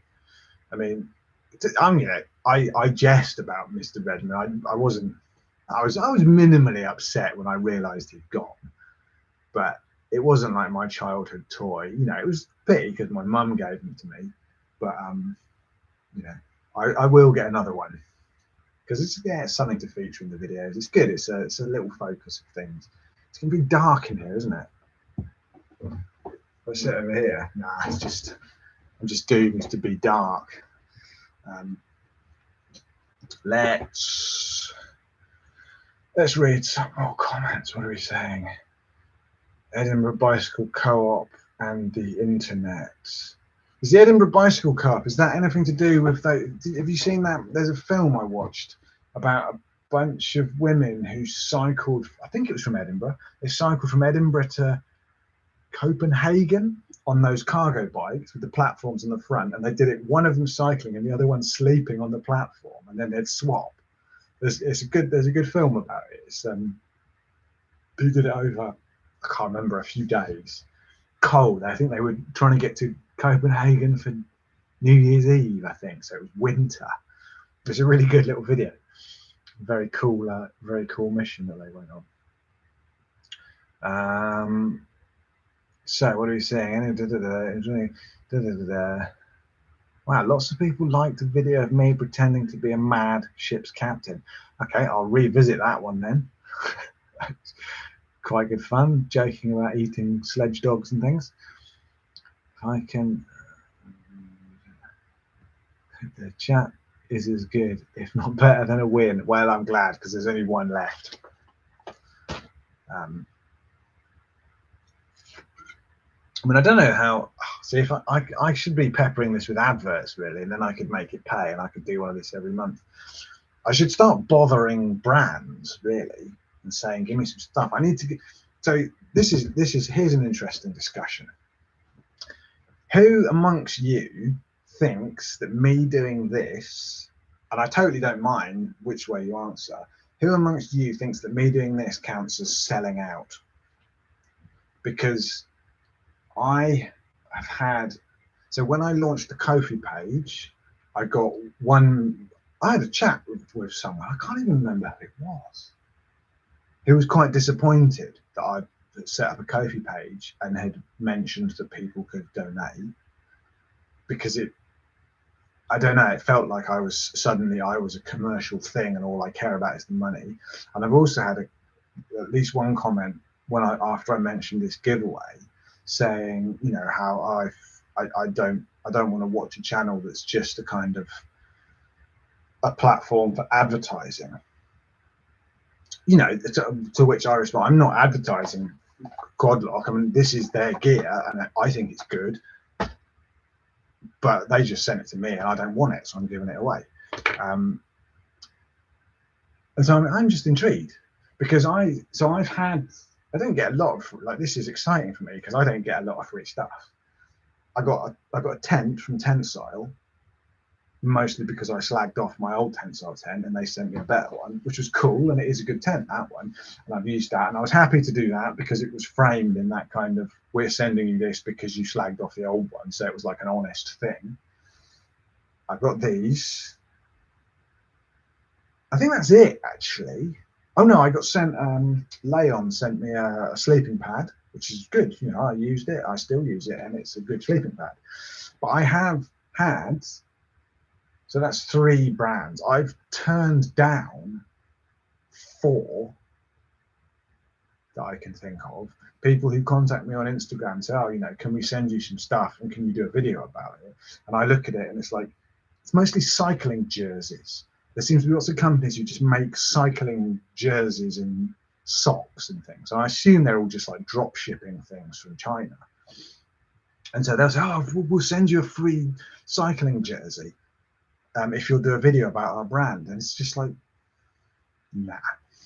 Oh, and some weird company made bags, and it was quite cool. It was like rack bags and things.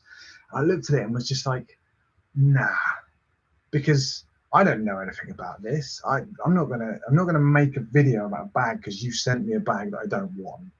And so yeah, I'm just intrigued. I'm trying not to sell out, and I don't know. Anyway, let's see what everyone thinks to that. I tend to rant and not read what people are saying. Blah, blah, blah. I want a black rubber duck like the one in the movie Convoy. That's a strange comment because I've not seen or heard of that movie, so I don't know the reference. But there we go. Pancho, I checked out your mum's shop. She seems like a cool mum. She is a cool mum. My mum is a very cool mum.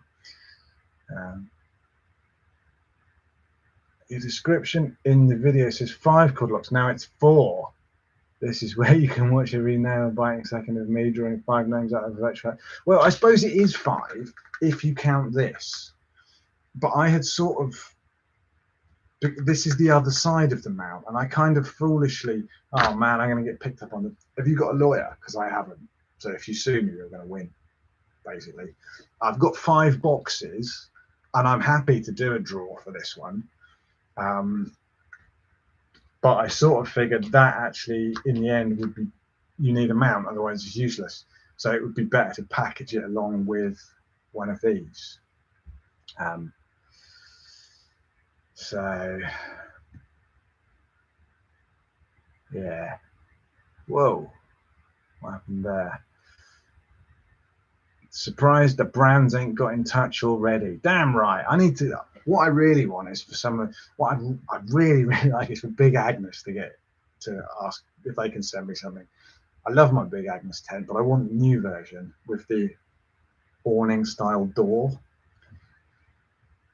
But mine's absolutely fine, so I've got no excuse to buy another £300 tent, whatever it is. Just so I can have a slight piece of shelter when I eat my porridge in the morning. So yeah, Big Agnes, that's what I'm shooting for. The day Big Agnes offered to send me a tent is the day I've made it.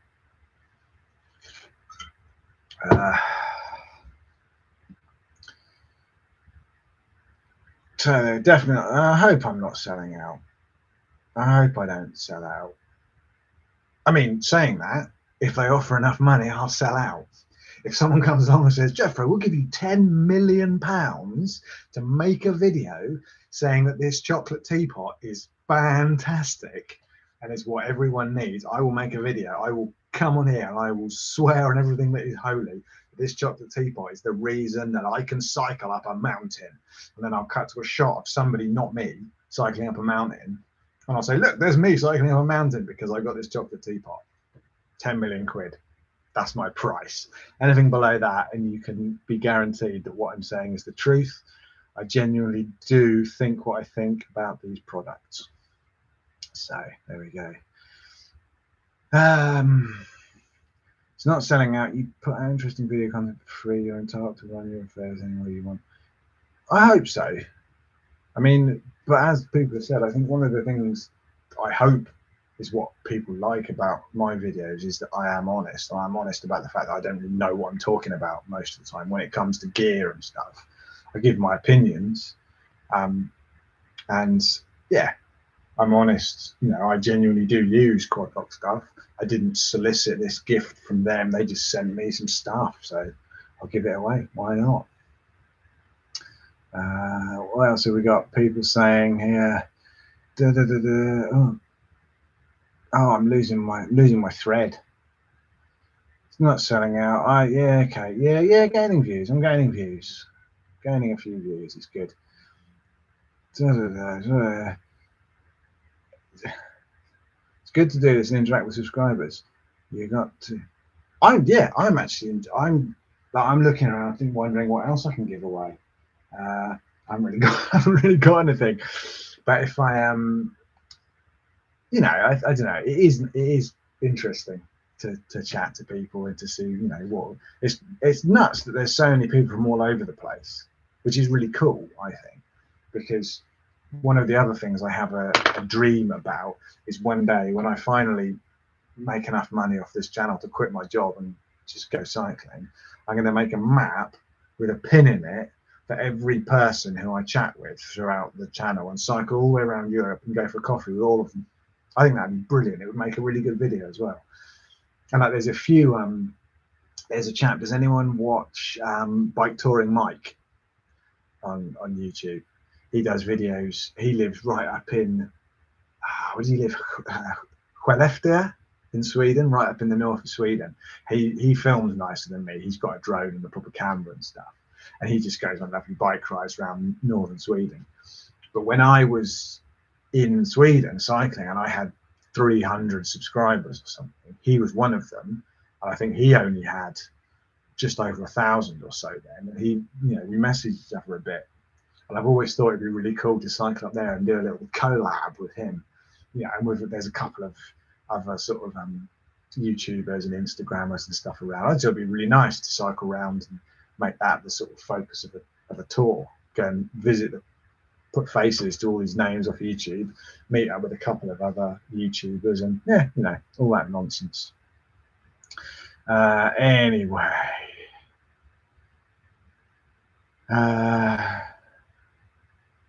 So the cycling syndicate. So those are the ladies who cycled to Copenhagen. I guess. Yeah, it's a really. I can't remember what the film's called. I'm sure if you Google like bunch of women cycling cargo bikes to Denmark, it will come up. It's a really nice little film. I really enjoyed it. So not saying take the products you can, identify with and make some. Well, thank you very much. That's nice. It's nice that people don't think I'm a horrible sellout.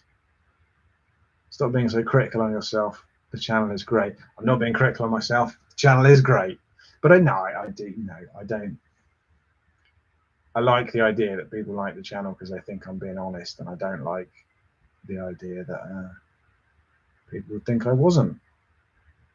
Right, let's blast through some of these because I keep getting more. Stop being so critical. No, you're not selling out. As long as I don't see VPN ads. Yeah, tell me about it. Well, actually, it's not VPN ads for me. I get adverts for Quadlock now since this thing, but I get Peloton, the static bike training thing. I get tons of Peloton, Switch Bike, the e-bike conversion kits, and eToro trading platform. Pretty much. Oh, and Huel protein shakes. Those are the ones that get me.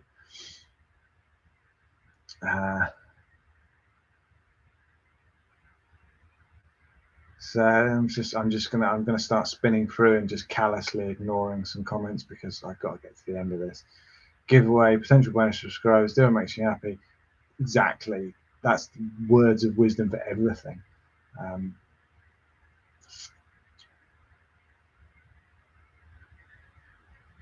Never seen Convoy, so you don't know what a Jimmy hauling logs is. No, see, there's another comment about the Convoy movie that I don't know what people are talking about. blob special, no ads, please. So, I mean, I think the videos I make have ads at the beginning, at the end, and occasionally in the middle, depending how long they are. And that's, I mean, I'm not going to advertise. No one wants me to advertise anything, and I probably wouldn't if the chance arose, because I'd just feel like a knob doing it, to be honest. I'd feel really weird saying, hey, did I ever mention that I just exclusively drink it's amazing. Oh, that fresh fruity flavor, wonderful. Now on with the ride. I couldn't do it. I'd be sick in my mouth. It'd be horrible. So I will never be advertising stuff, but I will run ads on the channel because it generates a little bit of revenue. And as I've said in videos, you know, when I talk about the Ko-fi page and stuff, I set this channel up to be a journal for myself and to let my friends and stuff know where I was when I was doing my first trip. The videos are up there, they're rubbish, they're a bit scattered, I didn't make many, but it was never really intended. That's why it's just called Jethro Jessup. You know, looking back, I quite wish that I'd actually set up a separate account called Philosophy of the Saddle or something, because it wouldn't all be linked to my personal kind of Google account and things. But that's why it's just Jethro Jessup, because it was never intended to be a thing. But now it generates a little bit, few dollars of ad revenue, and I get revenue through the Ko-fi page as well. And it's not a lot, but it is enough that I could potentially, I can buy myself a new pair of shoes, or I can buy some bits and pieces. The little GoPro mount that this camera is sitting on now, I bought because I had quite a decent few weeks on Ko-fi, and it generated enough to do that. I could realistically use some of that money to buy a few things to do a monthly giveaway. That'd be pretty cool, actually. I literally just thought of that. That would actually be quite nice. You know, to buy a thing, maybe a thing which I want for myself, but then, I don't know, do like a giveaway. I don't know, something like that. And it puts that little flame into your head where you suddenly start thinking, oh, do you know what? Maybe there is some money in this game. Maybe there is money in being a wandering minstrel. And so while I'm always very job, I write code for a living. That's why I built that little spinner thing. What I do for a living, I write JavaScript code for internet nonsense. So I don't need this channel to make me any money. It's not like I'm gonna not be able to feed the kids if you don't give me money on Ko-fi, because I have a job and I don't have any kids. So that's not a problem. But at the same time, I keep pushing it because I just think all I have to do is push it a little bit further, and it gets to the point where suddenly I start thinking, actually, I could realistically do this as like a part-time thing. You know, I could go part-time at work. I could, who knows? But it's that thing of, I don't want to push it because it's kind of taking the mickey asking anyone for money or expecting people to watch adverts to generate revenue for me because I've got a job. But at the same time, you think, oh, but if I push it, maybe I don't have to have a job, or maybe this could be my job. Maybe I'll get a drone and a script writer and a stunt double and all that. Where did we get to? Blah, blah, blah, blah, blah. Go there. No lawyers needed. Thank you, Doug Stead. I was contacting lawyers under the table on my phone, just quickly Googling giveaway law UK. So that's nice. I'll hang up on them there. Giveaway. So, oh no, what? I'm getting, it's going all crazy. Every time someone leaves a new comment, it goes all crazy, blah, blah, blah. Never seen Convoy 2. I'm going to spin through these. Chris Christopherson.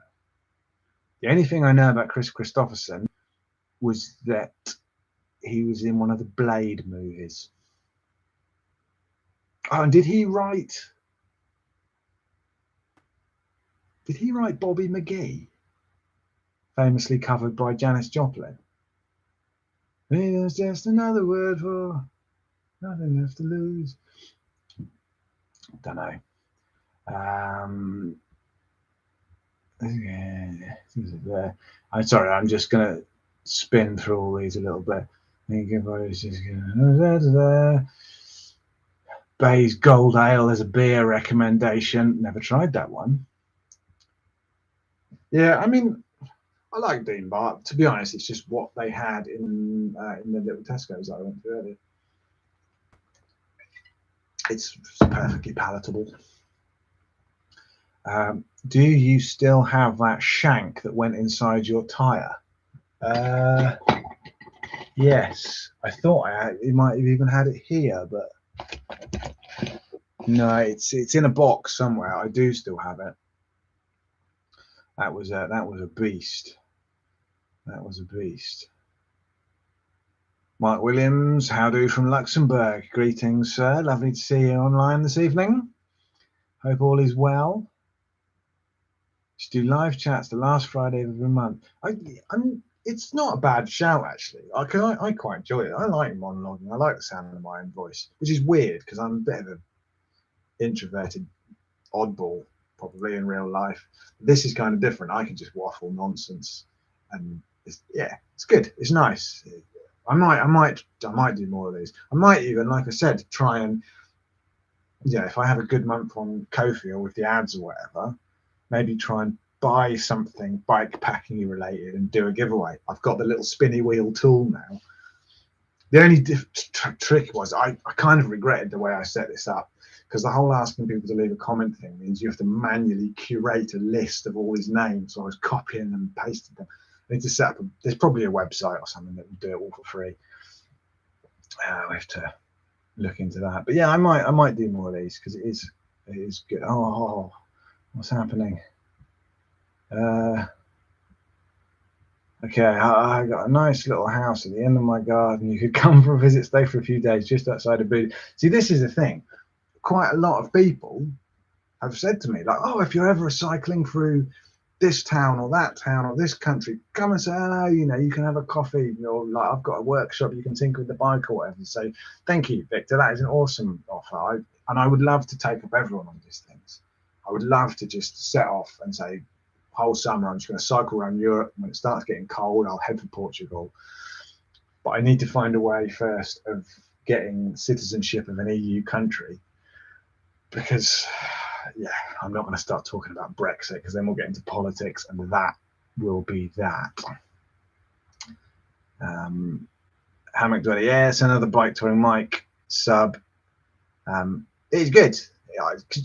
Partly just because the landscape up there in north of Sweden is so kind of rugged and beautiful,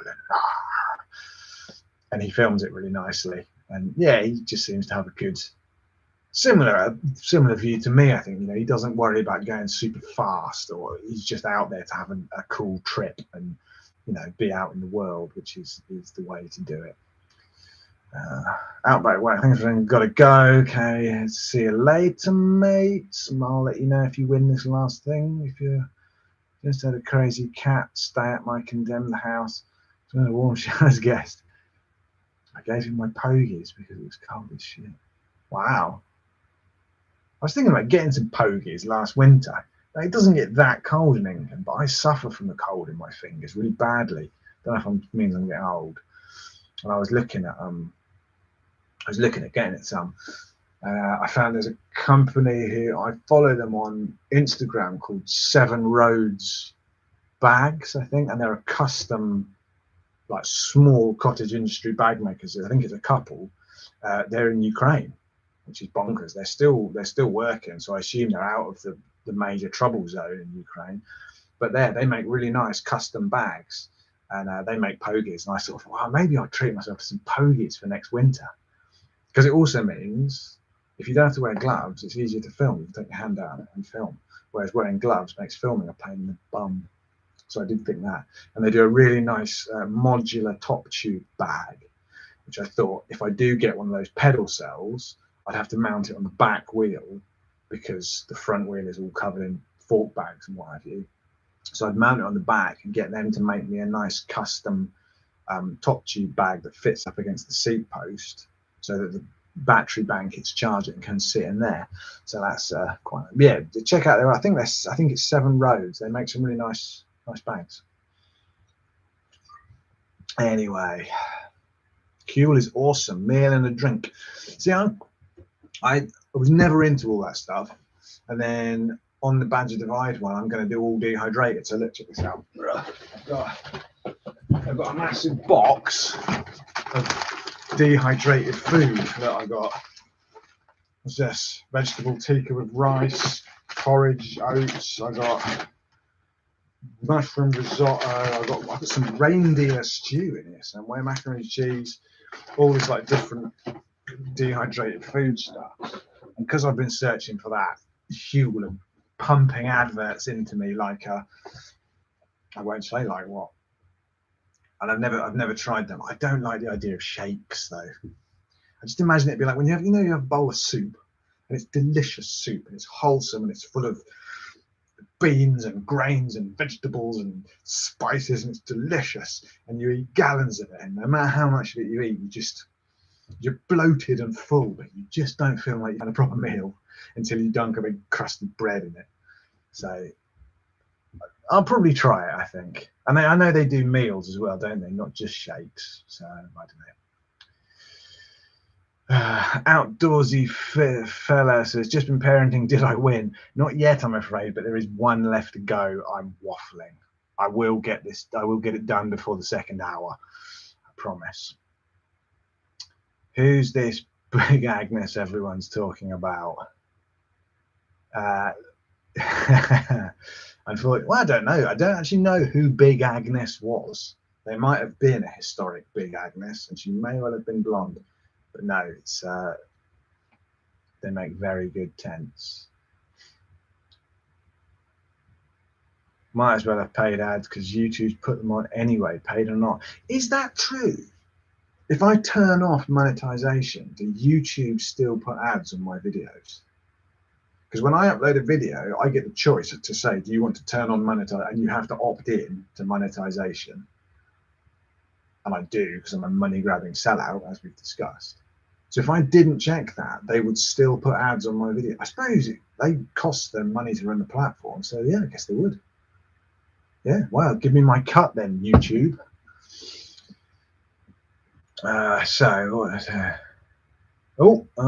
It keeps jumping. I lose where I am and I don't respond to people and it's terribly rude and everyone gets angry and I get cancelled. Seems to be the companies are using your content and influence to get their stuff out. I noticed that quite a few bike channels are going the same way even. Yeah, I don't work in marketing, but I work fairly close to people in marketing and I know how much money companies spend on advertising. Not even big companies, ridiculous money, absolutely crazy money. And I guess these days they got to think like Quadlock, these aren't super cheap, but they're not super. To buy this set of mounts from the store would be what, a few £100 probably. But I expect they're all mass produced in a factory in China and they're probably worth about tuppence. So it costs very little for the company to send them to me. And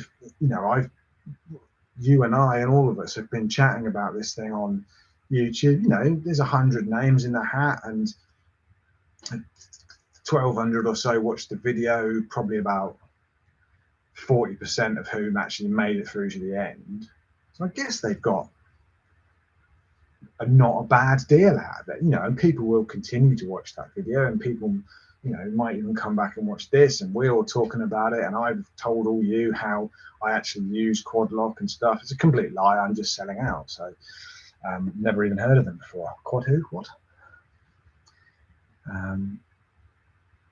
So outdoorsy. Nobody won. Jethro is scamming all of us. It's true. This is a deep fake. This is actually a green screened box, and what's going to happen is, I don't know. I'm not clever enough to scam people. Either I'm pissed or your camera's not focusing. It's not focusing. I don't know what's going on with it. See, if I was a proper like vlogger, first off, I'd have a fill light on my face so it doesn't look like I'm looming at you out of the cupboard like some boogeyman, and I'd have a proper camera as well. But I don't. This lives in a box. I don't even know where I got it from. So, you know, you watch those YouTubers and they do their piece to camera, and they have a lovely kind of, it's probably painted in a colour called pigeon tail or something, that sort of soft grey Egyptian cotton, and they'll have a lovely plant and a shelf with some well-placed, probably Star Wars Lego on it, and some of those lights that are made out of hexagons that you stick together on the wall, and you know, that kind of stuff, and they have it all in the background, and that's their kind of YouTube thing. They'll have their silver 100,000 YouTube subscribers button framed on the wall behind them. You know those people? That's not me. You're lucky you can't see my old pants hanging up on the back of the door or something like that. That's how I roll. Yeah, but yeah, so the camera's rubbish. Sorry. Maybe I'll spend next month's Kofi earnings on a better webcam. People who watch your videos aren't run-of-the-mill YouTube dullards. We understand and support you. These people who the audience of this channel is incredibly intelligent. Paths Less Pedaled is brilliant. Yeah, I think I follow Paths Less Pedaled. The name definitely rings a bell. You are not aiming for world domination. Well, you say that. You say that, and I'm smiling now. But when I'm king of the world, things will be different. Then I become an evil cycle dictator. I forgot the jerk chicken in the oven. Oh, that's what I want. Once again, I had beans on toast. Thank goodness there's your chicken. Intros, live stream for Kofi. See, Davina Kane, live stream for Kofi member. This was another thing that I thought, and I had kind of had it in my head that I would do the giveaway for Kofi members and live stream for Kofi. And this is one of those things where I'd like to offer it, but it seems a bit weird offering it when I've only got like 30 Kofi members. But also, if I did offer it, it might encourage more people to become members. So it's that sort of chicken egg type thing. So it is, look, I'm out of focus again. It is something that I have considered, and I would like to push it. And yeah, maybe if I can get some stickers and what have you, and maybe some little brace yourselves, people, that might help. Then I might start doing things like that. You know, that's what all the cool YouTubers do. They have a, what's the word? A Discord server. I don't know what a Discord server is, but all the cool kids have them. So yeah, it might happen. It might happen. You never know. Right. So what's happening? Do a giveaway for us, the people present.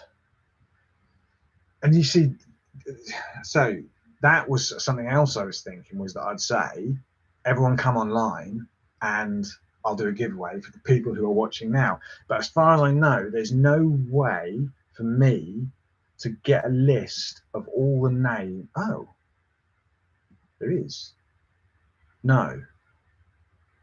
See, there's a button here that says participants, but there's only 6 people in that list, and there's 37 people watching apparently. So I don't know how I would get a list of all the people who are currently watching and put them in the hat, sort of thing. So I'd have to do, I don't know, like a fastest finger first, where I say how many elephants does it take to change a light bulb, and the first person to type in an answer wins. But then you're biasing it against Davina, who's walking home watching it on her phone. It's really hard to type in. So it's a tricky one. I would like to do that. And if anyone knows any clever tools that can, I mean, it would probably be a case of saying, everyone who's here, can you also go and log into some other website which deals with giveaways or whatever? So, I mean, I'm up for thinking about stuff like that. Definitely, if it's, yeah, it'd be fun. But I don't know how I'd organise it.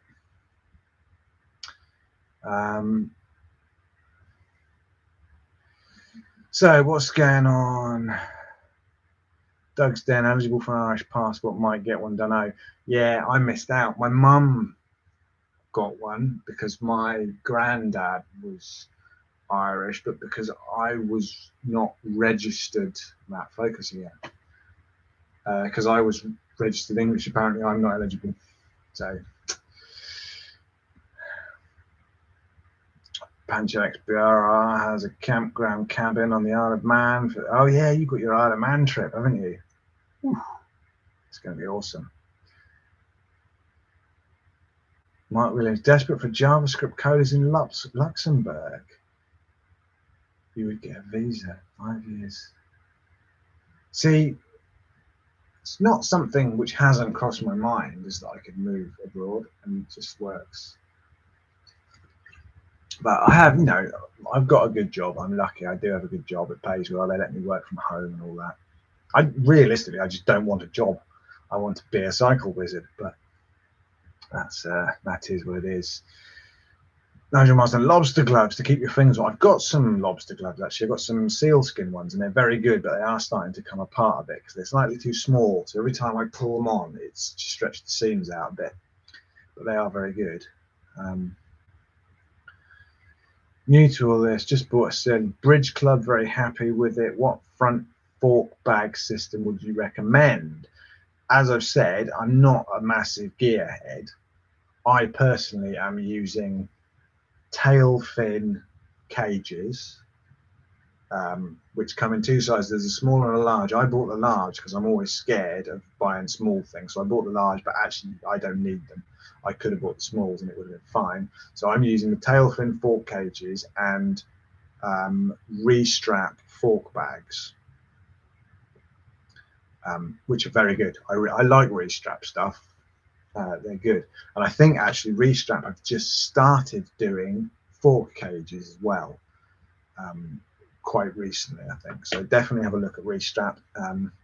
If you're in the UK, I assume they probably ship abroad, but I think they make all their stuff. I think they're in Leeds.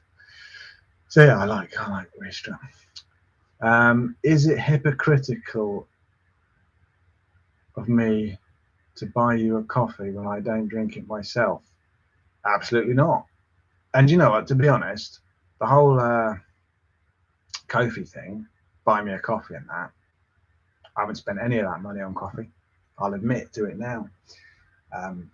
Well, I suppose technically I have because I buy coffee, but I don't drink that much coffee. I have one a day probably, and I don't buy takeaway coffee because the whole takeaway coffee culture annoys me because I get easily annoyed by things. So yes, we'll call it a coffee, but actually I will save up all those coffees and probably buy something cool for the bike instead.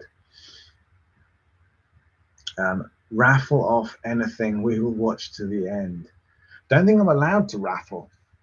YouTube are quite strict about this. I'm not allowed to do lotteries, so I'm not allowed to. I can't make you pay to partake in this competition. It has to be completely free. I couldn't. In fact, I might not even be allowed to say you have to watch to be involved in the draw. There's some weirdly worded rules in their small print about not encouraging interaction based on a contest. So I think I would have to say I'm doing a draw. You don't have to be there. You just, same as whenever there's those competitions on a bag of crisps or whatever, it always says no purchase necessary. You can write to this address and we will do a draw, sort of, because otherwise it becomes a lottery, and lotteries come under a lot of laws and things. So. Philosophy of the saddle, my ass. That's top comment. Can I pin that one? There we go, pinned. Philosophy of the saddle, my ass. I like it. There it is. Look, it's stuck at the top. So we go. My way. You do have a stuntman. Alan is my stuntman. He is. You've all seen him fall off in that last video, I hope. Chris Christopherson is a country music god. So I hear. I just don't know his stuff very much. I should check it out, really. I do quite like the genre. So, does it help the creator if I let the video roll to the very bitter end? I don't know. I don't.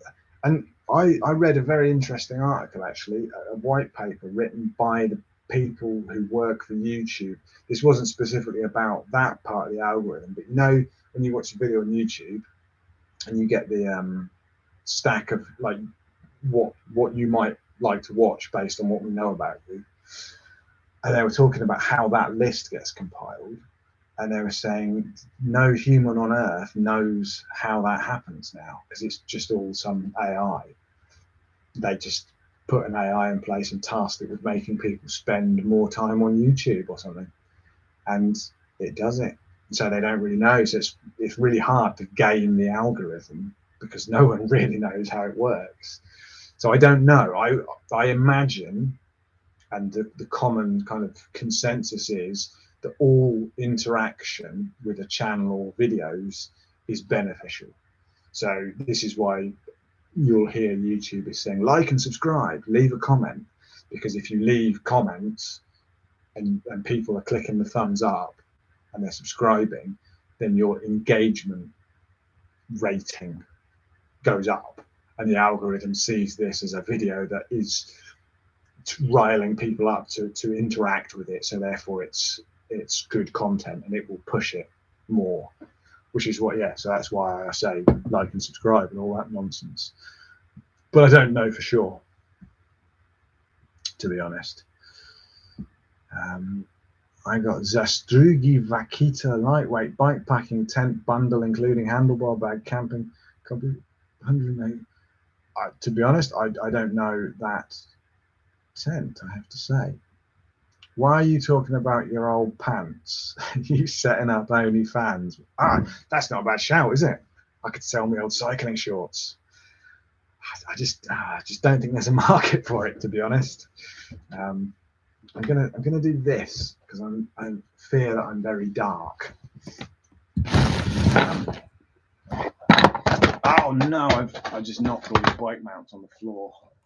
So now you all get to win a skanky bike mount. So yeah, no, don't worry. No one's going to get inflicted on my dirty pants. Turn off autofocus. I don't think it's got one. It's only a cheapy rubbish. It's probably because I'm really dark and sitting in the background. Yeah, it's a really crappy webcam. I don't think it's. I agree with Victor. Exclusive giveaway for people here live. If I can work out how to do it, I will. But I have to say, the whole having to go through all the comments and everyone who left a comment saying Quadlock thumbs up or whatever, having to copy their name and manually put it into that array in my little JavaScript function, turned out to be, a ball ache. And that was only 100 or so names. So if it did get more popular, to do it live, I'd have to say, everyone log in. And now I'm going to spend an hour trawling through all these names and putting them in a list. But to be fair, it might be just as much fun as watching me do what I'm doing now, which is just talking nonsense. Davina Kane, don't forget to hit the like button. That is exactly the phrase. Thank you. My marketing department there. So, right, what have we got? I've got a fab giveaway from Salty Beard Bikepacking. Yeah, see, he's got loads of followers, though. He's big. Maybe I need a better beard. Do you know what I mean? I've never been much of a beard person. It makes me feel itchy in the face just watching his stuff, and I can't grow a proper beard anyway. It doesn't grow in there. Whoa! Video just jumped. So, what are people saying? Oh, I've lost where I'm at now. Old pants. Exclusive, Salty Beard Bikepacking, can't give away, blah, blah, blah. How many elephants does it take to change a light bulb? I don't actually know. Having posed the question, I honestly don't know. How many psychiatrists does it take to change a light bulb? Only one, but the light bulb has to want to change.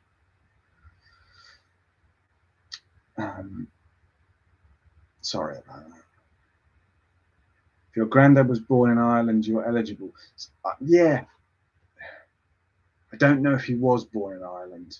Maybe my great granddad was born in Ireland. I don't know. I'm pretty sure my mum looked into this heavily because she was outraged by the whole Brexit thing. And her and her sister got Irish passports. And she said she'd looked into it for me and my brother and sister, and we weren't eligible. So I'm not sure what the deal was. One elephant, first with an answer. See, I could do things like that, as Kay Stobbs is saying here. He's saying one elephant, first one with an answer, win a quadlock. Like, I could do those kind of things. I could say, I'm going to pose a riddle, and we can just sit here and chat while people fire answers at me, and the first one to get it wins a, I don't know, box of chocolates or whatever.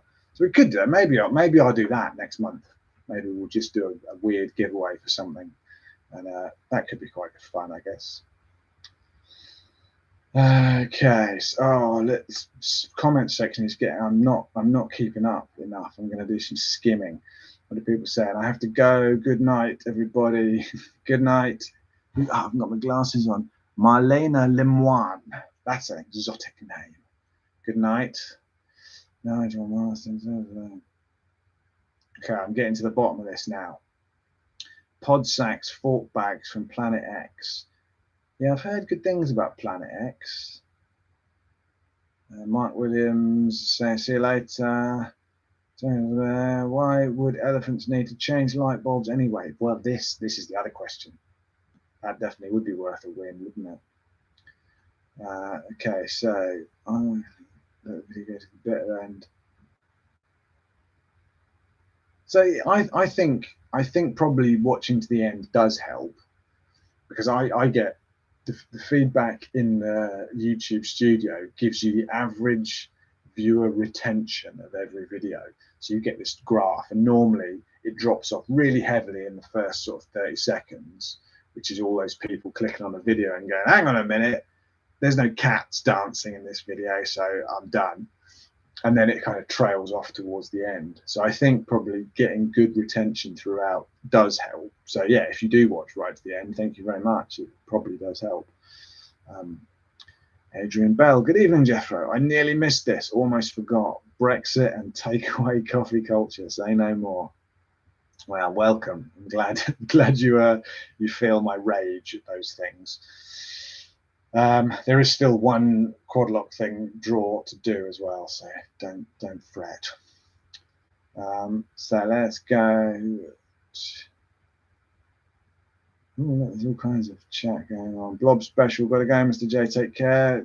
Same to you, sir, or madam, or whoever. I don't want to misgender anyone. Crikey. So what's going on? Blah blah blah. Ah, Blob special is back. Right, okay, I've got to the end of the comments briefly. So let's quickly do this last draw. I said I'd do it before 2 hours, and it's now 8 minutes past. So let's do this last thing. I'm going to point you at the what's it, the dooberry, the doohickey. Oh, I've moved everything and nothing works now. Okay, so here we go. We are going to change to there. And this is for the Quadlock out front mount standard, which I think is just slightly shorter. So we're going to go. That's Davey who won the last one. And here we go. Where's my arrow? A 1, a 2, and a 3.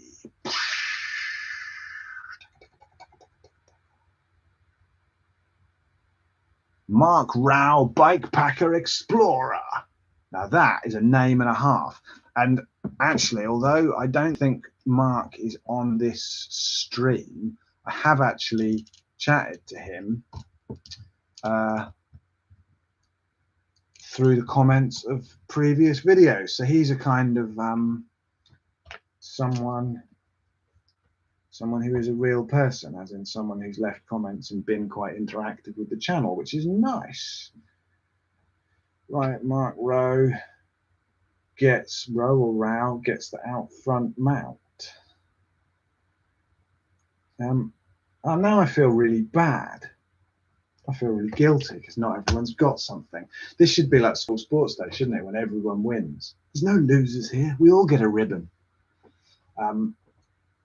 But that is it, I'm afraid, unless anyone particularly wants me to do a draw for the the thing that lets you attach a pasty to a mount that you don't have. Come on, go back in focus.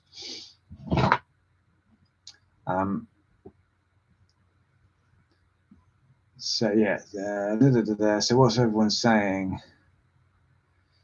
So Pancho, I dare say you don't have too many female viewers. I don't. Do you know what? I was really quite pleased. So I get stats for who. So if YouTube knows who you are, like if you've allowed YouTube to know your age and gender and geographical location and all that stuff, then I don't like, it's all anonymized. I get a little chart that says your viewership is 90% whatever, and I think it does come out. It's about 80% male. But actually, I was really surprised and quite pleased by the amount of women who I don't get lots of comments from lots of the female viewers. There are a couple like Davina Kane. There she is, look. And there are a couple, but it's quite cool, I think, that quite a few comments came in because of this one, just saying Quadlock, I'm in, like the videos, from people who, judging by their usernames, I'm assuming are female. They might not be, which is quite groovy. And it does seem like there's more and more on Instagram and stuff. You see these bike packing trips that are just groups of women getting together and going out riding because they don't want to ride with blokes in tight lycra who just want to go really fast, which is something I can completely relate to. Neither do I. And I do think it's a weird one because you get a lot of people on Reddit as well, often women who want to go on solo long rides, and they're quite often on there. So I'm a bit scared, like, well, not scared, I guess, but apprehensive being out there. Actually, you get blokes going on their first rides as well saying this, but it's more understandable for women, I guess, saying how I'm apprehensive about being out there on my own and being seen to be a solo female traveller who looks like she's probably going to sleep in the woods tonight. Like, is it dangerous? And I guess the sad reality of it probably is slightly more dangerous if you're a female than if you're a male. But I also think that statistically, it's probably nowhere near as dangerous as people think it is. It's one of those things, I guess, like dying in a plane crash or being eaten by a shark. It's very upfront in your mind because if it did happen, it would be horrible. But actually, you're far more likely to just fall over and bang your head on the curb, probably. So I think it makes me sad that there's a whole section of society who could be doing this thing that I think is amazing. Long distance cycling, I think, genuinely has the power to change your life in possibly only small ways, but possibly big ways. But I think it would be very sad if there was any section of society who didn't do it because of some sort of fear of prejudice or whatever. And you hear it a lot, this thing that cycling is the pastime of middle-class white males, and it predominantly is. So I think it's really cool when you see you know, people going out of their way to organise rides for women, for, you know, any sort of you know, rides just for there was a thing in bikepacking.com recently, and it was all people of color. So there was like a Mexican and a Brazilian and a African American chap, and you know, I think it's awesome. I mean, to be honest, I think the sooner we get to the point of the world when it doesn't matter and no one cares whether you're black, white, yellow, red, ginger, tall, short, male, female, we're all just folk and we can all go cycling together, all the better. But for now, I think it's awesome. What am I talking? I've forgotten what I'm talking about again. I'm gonna stop talking and read some more messages. So yeah, Davina Kane saw my name. Yeah, that adds a little bit of danger, doesn't it? And it's bad the way I programmed it means that it gets right to the end and it looks like it stopped on that last name, and it just flips over to the next one, which is horrible. Pancho XBR, Mark Rao, that's clearly a fabricated name. I'm calling YouTube. He's got a YouTube channel, Mark. I've watched some of his videos. He's definitely a real person.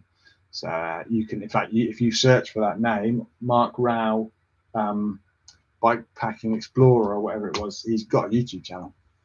You can see him in the flesh. Well, in the YouTube flesh.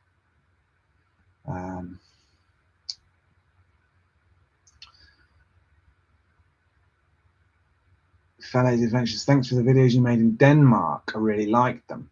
Thank you very much. That was an awesome ride, man. I loved riding in Denmark.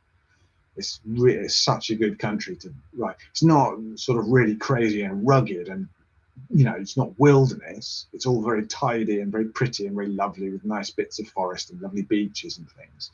But it's just so easy to cycle it. Everywhere's lovely and pretty. There's plenty of places to find water and food. All the cycle paths are just amazing. You know, it's got the North Sea cycle route up the coast, all those free shelters to stay in. And everyone that I came across in Denmark was really friendly, and there's no litter anywhere. It's just a really lovely country. You know, it's the perfect country to sort of, like, if you were going to do a first foreign adventure, assuming you didn't live in Denmark, because then it wouldn't be foreign, doing the Danish west coast up the North Sea cycle route is wicked. Like, you do it in a week, easy. It's a lovely ride. I really enjoyed Denmark, and I hope to go back there.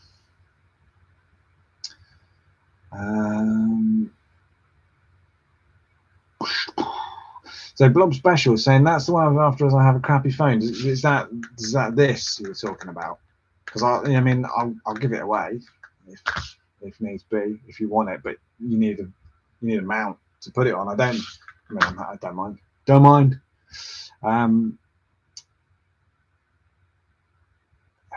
Maybe you are just too ugly. That is why they do not comment. Thanks. Yeah, thanks. That's obviously not true. Look at this face. Look at this face. This is a face that sells products and garners comments. So there we go. Left have to go. See you soon. See you on the next one, hopefully.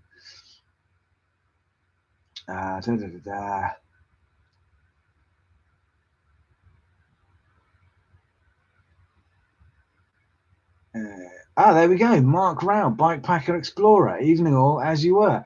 There he is, Mark. You won a thing. This is great. Look, Mark's on the. You won the out front mount. Mark, if you're still there, hopefully I've been taking so long with the comments. You won the mount, and people said this was all faked, but now you can leave a comment saying you're a real person. Mark Rao, Bikepacker Explorer. There he is. Look. Yes, here we go. Davina Kane. Never cycled with anyone else. Did 150 miles of the King Alfred's Way last year. I remember you mentioning it, and yeah, it was awesome. You survived, I assume, because you're here and talking, and yeah, it's great. I love it when people say they're going out on adventures. It's a beautiful thing. The world isn't as scary as people make out, and most people aren't muggers and murderers and bike thieves. They are out there, but on the whole, you know, what I've found in the past is if you roll into a new town on a bike laden with bags, you get multiple people who just want to come and say hello and ask you where you've been and where you're going, and give you lunch. I've been invited for lunch. I've been offered places to camp, and we've got a workshop. If you need to think of your bike, and people giving me food and beers, and it's great. People love a traveller. It's in our sort of social consciousness, I think, to be drawn to travellers. And when you're on a bike with bags, you're a traveller, and if you're on your own, you're approachable. And most people will see you as a source of interest rather than a potential victim of crime, because realistically, unless you've got a really obviously fancy new bike with all fancy bags, you don't look like you've got a lot of value on you, even though your bike might be worth 10 grand. Unless the person who you happen to bump into is a professional bike thief, probably not going to know that. Most people wouldn't look at a roll-off hub and go, oh, that's worth however much a roll-off hub is worth. They'd just look at it and think, that guy's got a big fat bike. And so I think it's a good way to see the kindness in people. I've been shown more random kindness by people on my bike than ever before, really. I love it.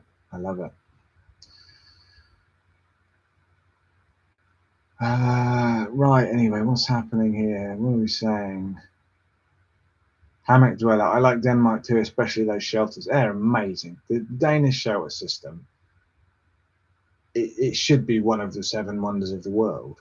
I mean, they do it in Sweden as well, and in Norway a little bit, but they're not as well maintained, and they're not, in Denmark, it's part of the infrastructure. You turn up at one of those things, there's going to be toilet roll in the toilet, kind of. It's going to be clean. There's going to be kindling wood and fire starters and a wok and a grill and drinking water. It's amazing. It was lovely. I used to turn up at those places, and I'd be sitting there, sort of roll out my bed and get ready for the evening, and a family would turn up from town. And most of the time, I'd chat to them and they'd say, yeah, we just come out here for dinner. We're not even going to sleep here. They'd literally just come out because it's a lovely place to go for a picnic dinner with the kids or whatever. Because these shelters are always in good spots. They're by the river or in the woods or on the beach or something. That's brilliant. Again, if I had millions of pounds, I would set it all up like that in England and then watch chavs burn them down one by one. But yeah, it's brilliant. Colin Barnes, blimey, you still going? I must be like, I popped off, had dinner and was still chat. Yeah. Thing is, if you keep commenting, I'll keep reading the comments and talking nonsense. I'll have to crack open my second beer soon. Blob special. I always get overtaken by female cyclists. No problem to me. They usually take. So I had a thing.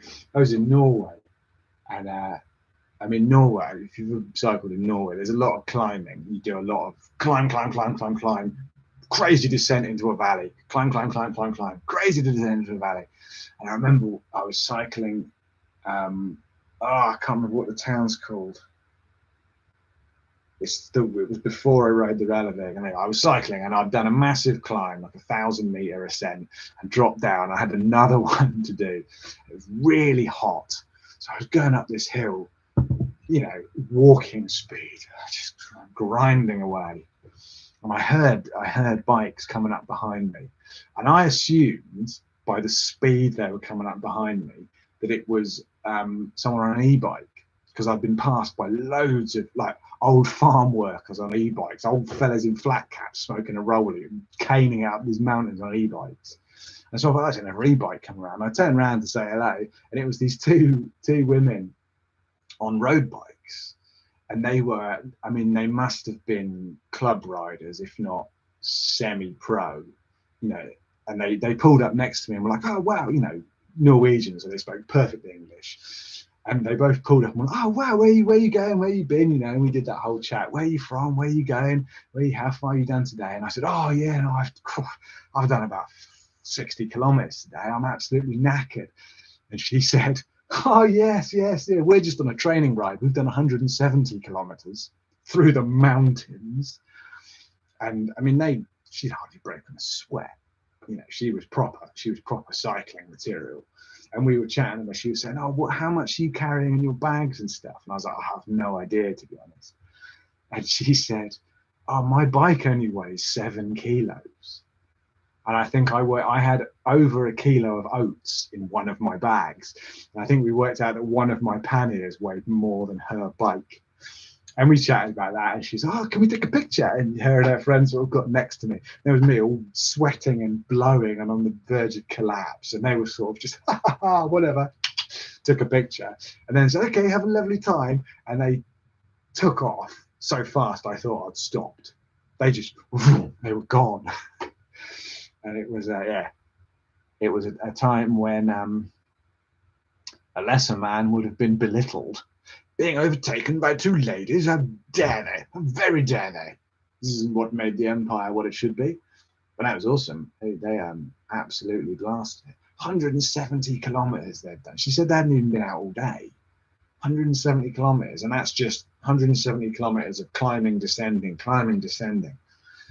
Nuts. Some people can do it though. Anyway. So, what's happened? The comments have all jumped. Da da da da da da da da da da da da.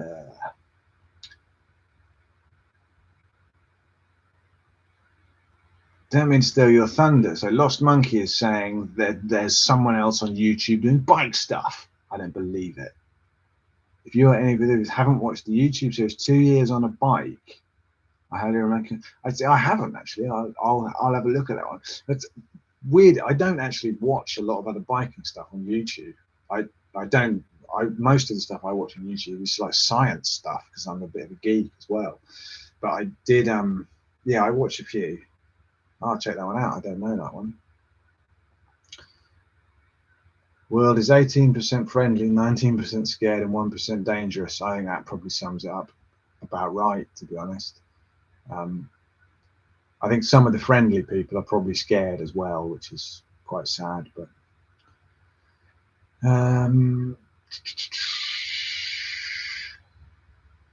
oh, the comments keep skipping around all over the place. What's going on? Here we go. So what are people saying? They're talking about passports. People are interested, and it kind of gets them thinking they can do it, which is true. Everyone can do this. As in one of my recent videos, it's not actually that hard to go out and have an adventure. Not being sexist or anything, but I prefer watching men's videos. Women cyclists are not interested in much, nothing personal, so I guess it works for me too. 20% female viewership is pretty good. Yeah, I mean, I don't think I watch any. I don't think I'm subscribed to any female cyclists. But I'm not subscribed to that many male cyclists either. I think I follow a few women on Instagram who do mostly mountain bikers, though, like downhillers, which is not something I do that much of anymore. There's a few Welsh girls who do like downhill stuff, because for a while I was thinking about moving to Wales, so I was trying to find out what the trails were like around there, but then that all went out the window. I mean, to be honest, I'll watch anyone. I'm not that interested in people who are pushing it. Like, I'm not that interested in people who just want to get their heads down and go as fast as they can. I like people who stop and look at the waterfalls, and male or female, whatever. I'll tell you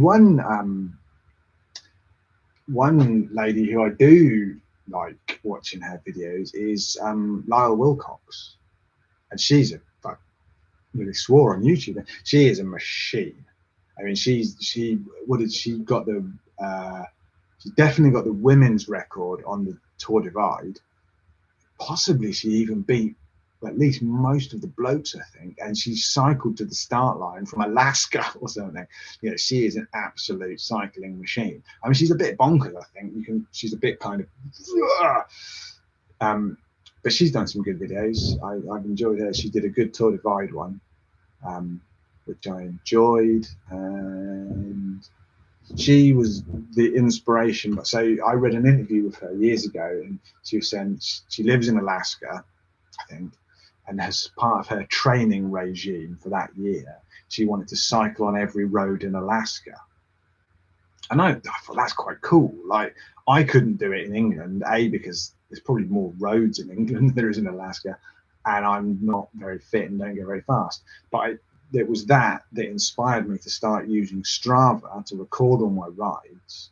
And then there's a website, the name of which I forget, where you link it to your Strava account, and it loads all of your Strava tracks onto a map as a sort of your personal heat map.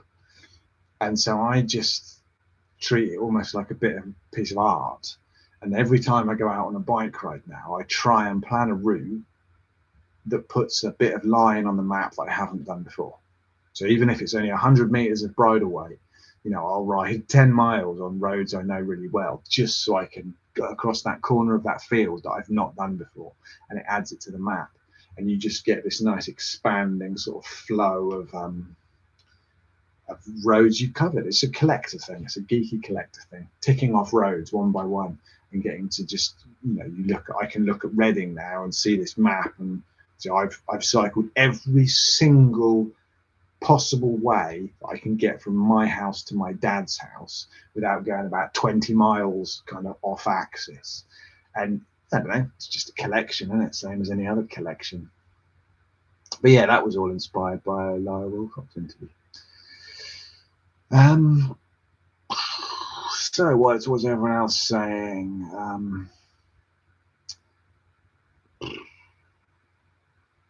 I've lost the thread of my thread of threads now. So what's happening here? Normally can't even talk on big climbs more than 8%. No, I'm awful at climbing.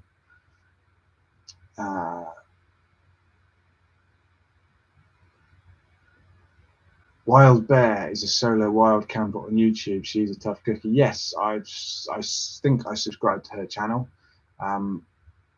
and yeah, I subscribed to hers because the first video of hers I saw, she was doing a survival challenge where she was saying, I'm just going to go into the woods and I'm going to try and. I think she'd got lost on a hike, and she wanted to see whether she could spend the night in the woods with only the things that she happened to have on her when she got lost. I don't like it. She didn't have to, but it's just as a challenge. So she slept under ferns and, had used moss as a pillow and thoroughly. I kind of thought I might try and do it myself, but then I saw how cold and unpleasant it looked and decided not to. But yeah, she's quite hardcore.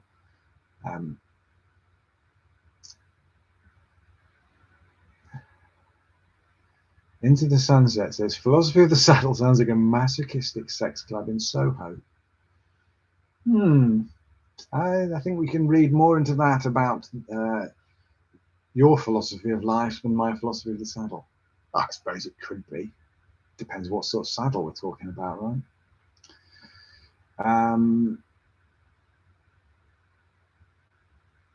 So yeah, what we're saying. Oh, crikey. Yes, everyone's agreeing that Wild Bear is a lot harder than all of us. It's very true. And she spends a lot of time outside, sleeping in hammocks and tents and all kinds of stuff. Yeah, no, I do like her videos. I also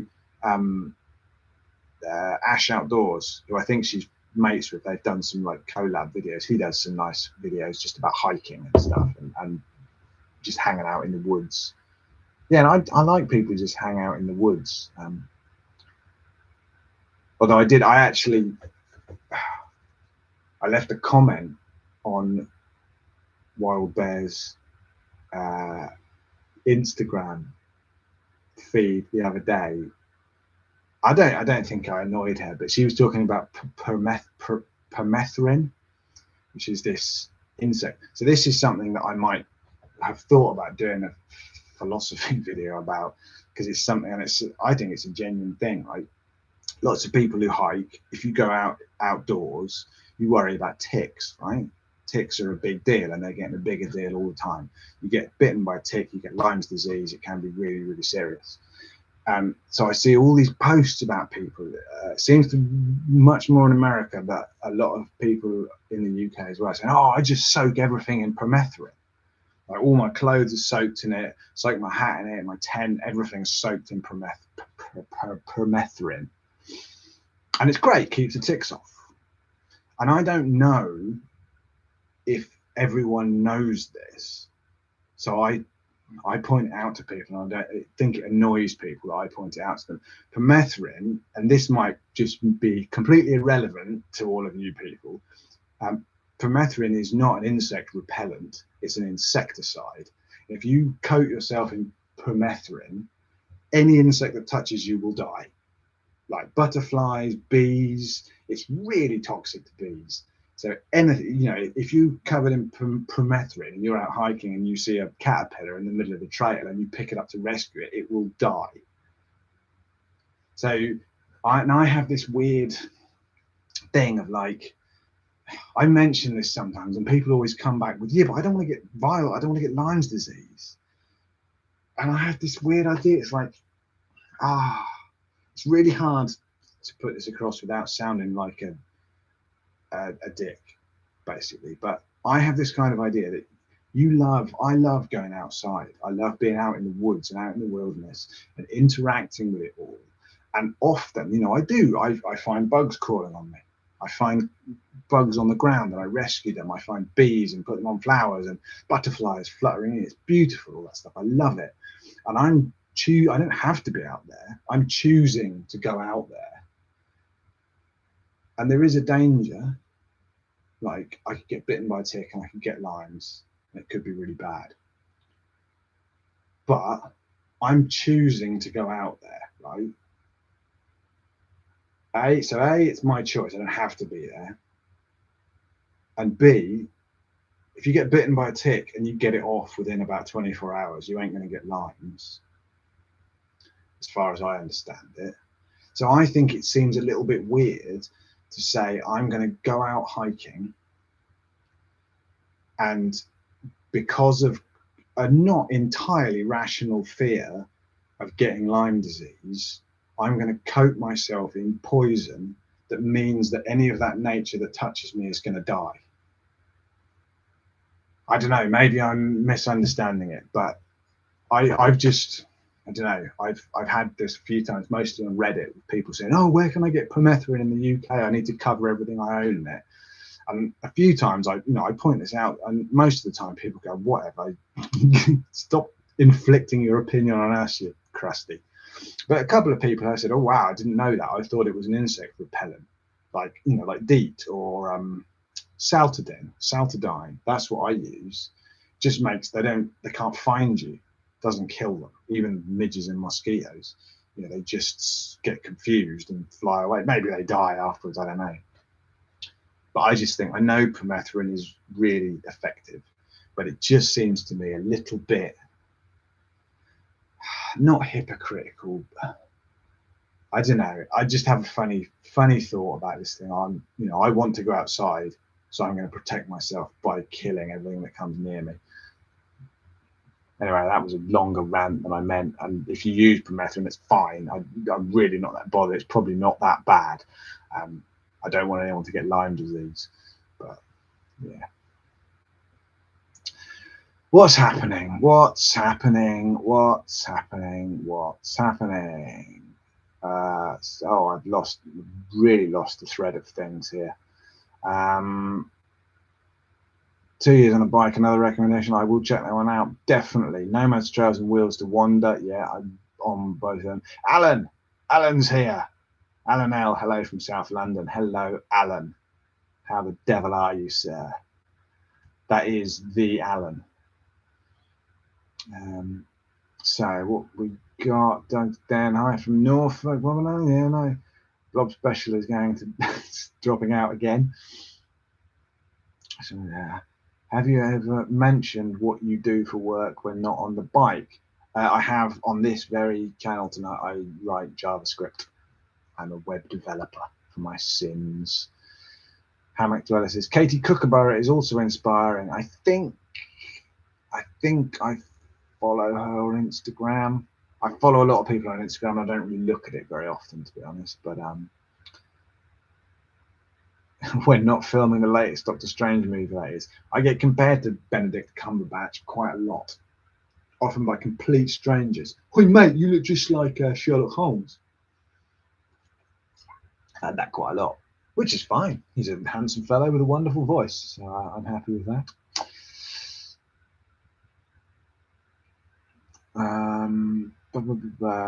Now you should post a list of all the YouTube channels that people suggest you. See, this is stuff I should be doing this on Ko-fi. I should be doing more on Ko-fi. I should be writing more articles and blog posts and stuff. But it's all just time. It's all just time. Into the Sunset. Wildberry only does one night, as that I have seen. Possibly so. But like us all, she probably has a job. I know she has a child. Life, man, life gets. I mean, I don't have anything. I don't have any kids. I'm single. Like, the only thing holding me back is the fact that I only have 25 days holiday a year now, and I still don't go out on enough. Thing that I should be doing overnights every weekend, but life gets in the way for all of us. It's not easy having passions and hobbies that take more than an hour of time to do. You know, this is why it would be nice to be a stamp collector or something. You can just sit down, look at your stamps for an hour, and that's you done. But with camping and hiking and all those passions, it takes over your life, which is why it would be nice to, well, why everyone thinks it would be nice to make money off their YouTube channels, I guess.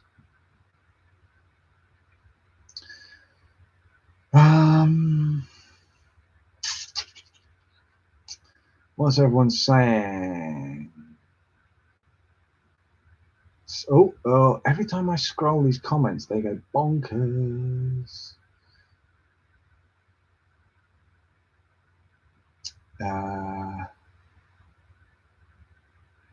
Yes, yeah, Davina has pointed out she can only go out when her child.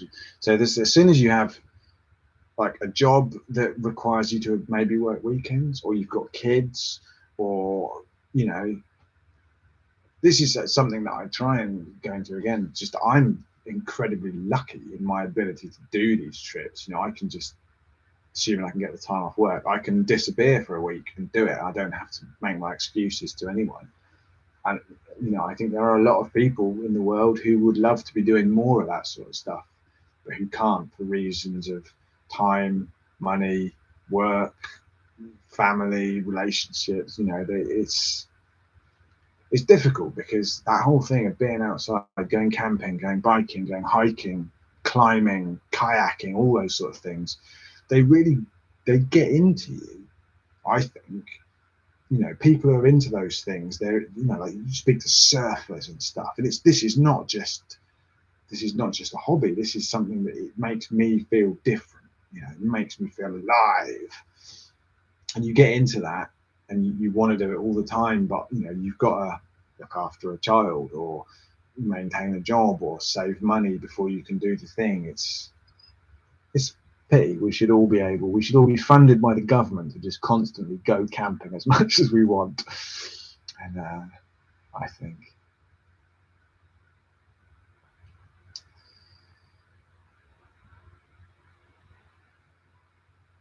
so. Yeah, here we go. What are people saying? Alan's here. Alan is here.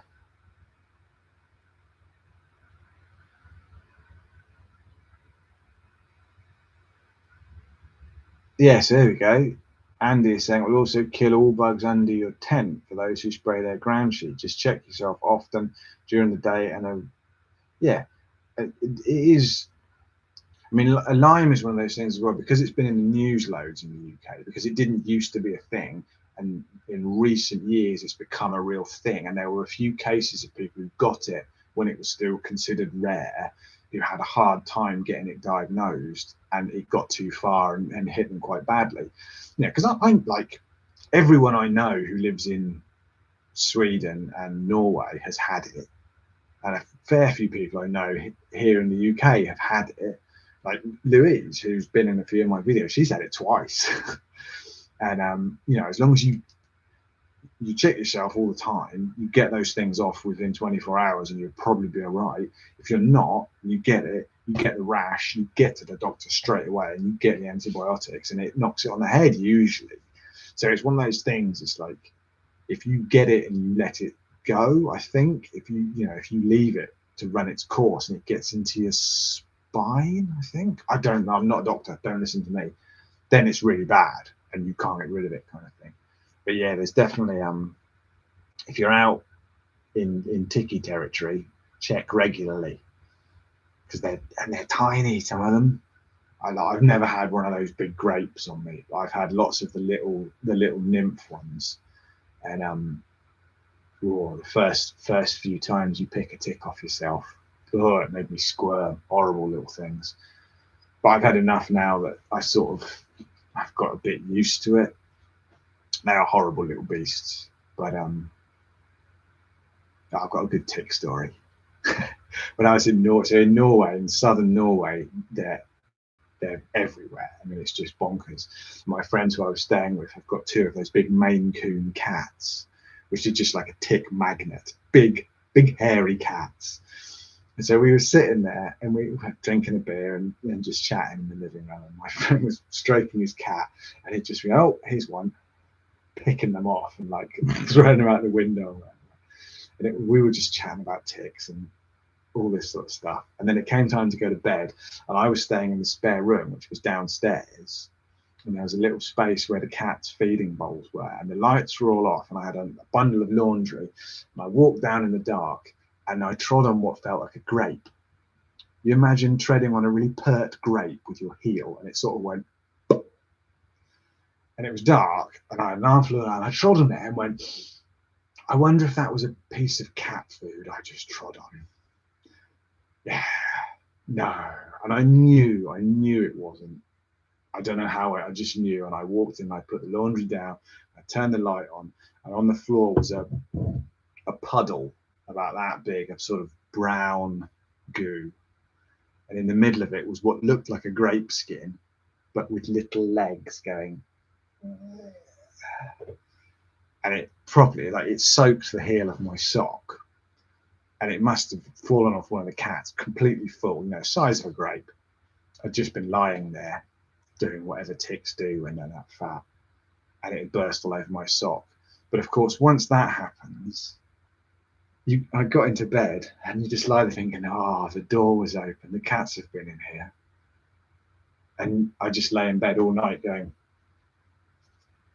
it was horrible experience. So yeah, ticks. Anyway, what are people saying? Alan, everyone's just talking about Alan now. Alan and bugs.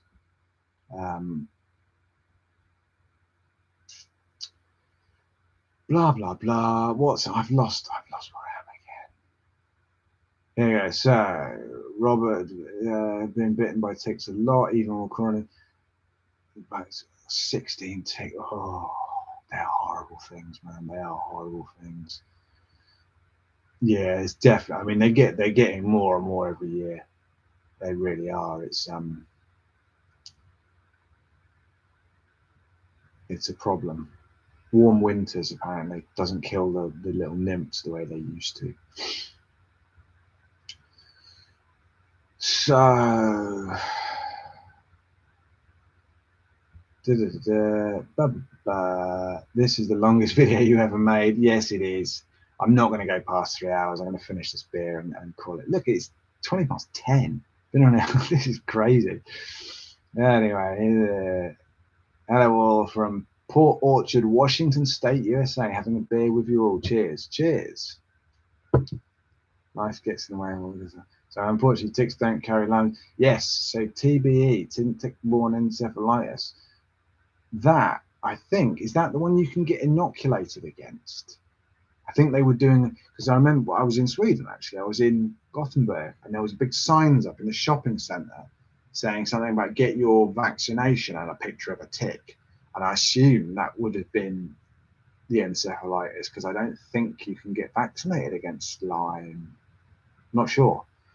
And I don't know how encephalitis gets transferred. I don't know if it's the same, because I think with lions, don't they have to bite you, and then they suck and they digest, and after a while they start regurgitating back into you, and that's when you get the bugs, because their stomach contents. So I don't know if encephalitis is the same deal. Horrible things. Horrible things.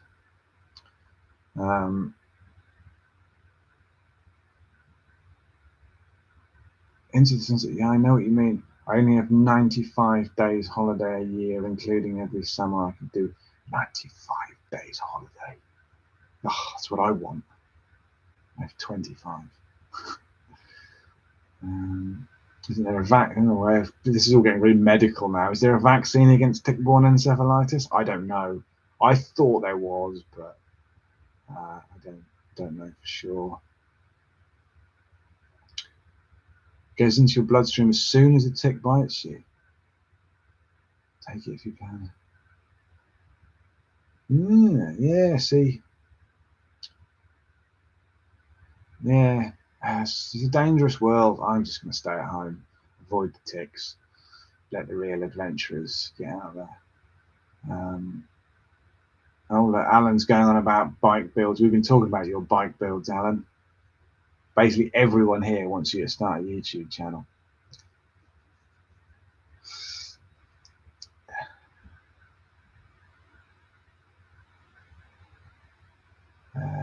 Davina's going. Good night. Lovely to see you. Thank you for participating. Also,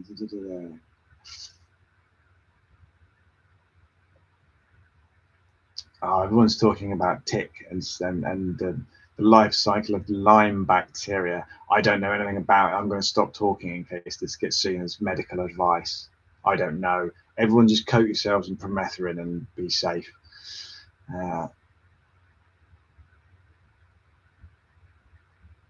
So let's get to the bottom of this and whatever.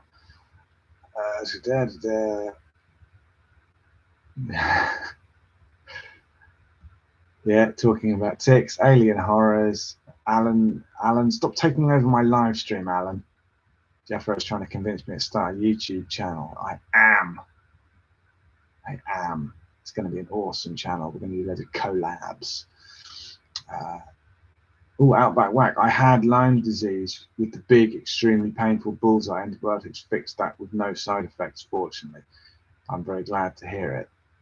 Because, yeah, I know it can be awful. I know one person who had it, and it was quite bad, but I don't know anyone who's got like long Lyme or whatever it would be, because I know it puts people in wheelchairs. I think it kills people. It definitely can mess your brain up, and it can cripple you and do all kinds of horrible stuff. So, Alan L, are you fully prepped for the badger? Well, that's my bike saddle. So how prepped do you think I am? No, I'm not. I bought a new saddle though. I bought a Selle Italia. Don't know what it is. New one, because my old one, all the padding splitting. So I've got a new saddle I've got to put on. That's going on over the weekend. So no, I'm not prepped at all. Doug's Den, the US Lone Star tick is the worst. I've heard of this. In fact, I know someone who got it, or who thinks he got this. But this wasn't in America, so I don't know whether the Lone Star ticks live in other places. But yeah, he went on it's a friend of my parents, went on a expedition looking for some he's a wild orchid fancier, and they went to photograph some orchid, and he got ticked. And became allergic to meat. Crazy. Absolutely crazy. I could never do what Jethro does. It takes a special kind of person to do what I do. Not really. So, Alan, when you start your YouTube channel, see, Alan, I told you you've got viewership already.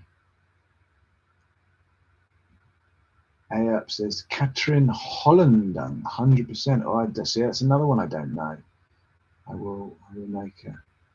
Oh, look, Alan, pressure's on now. You've got to get that workshop sorted out, mate. check out Alan's channel. Here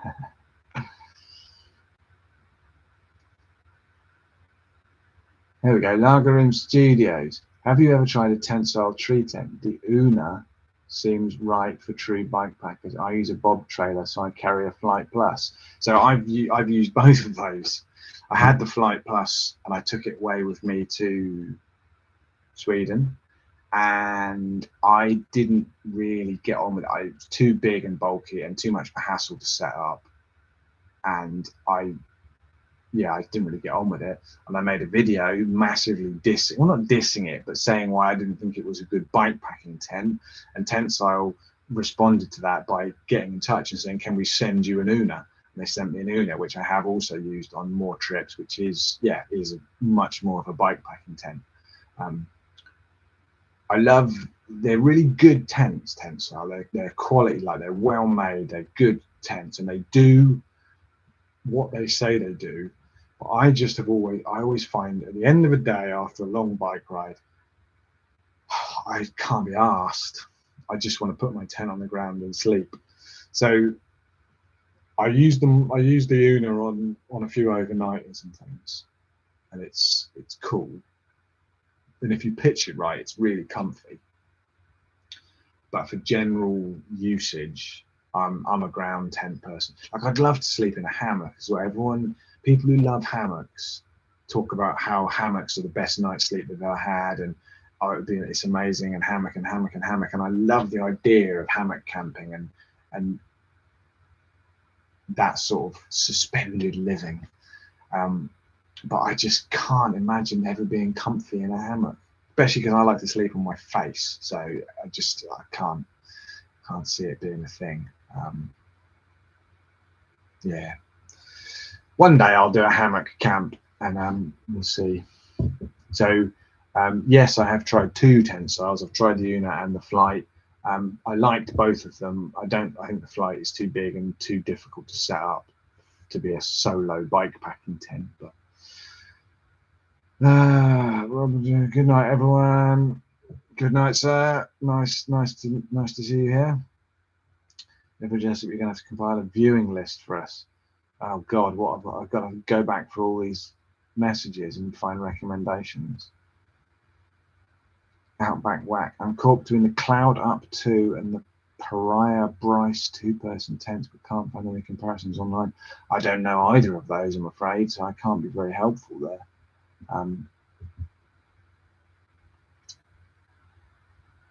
Hammocks don't work in the desert. This is very true. That's why I love my Big Agnes.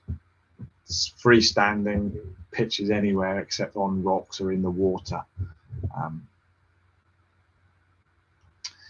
Jethro, have you ever cycled the Grand Union Canal? No. Have I? No. Where does that start and end?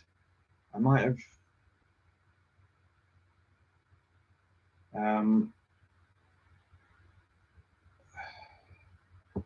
I might have touched bits of it. I've not concertedly done the whole length of it.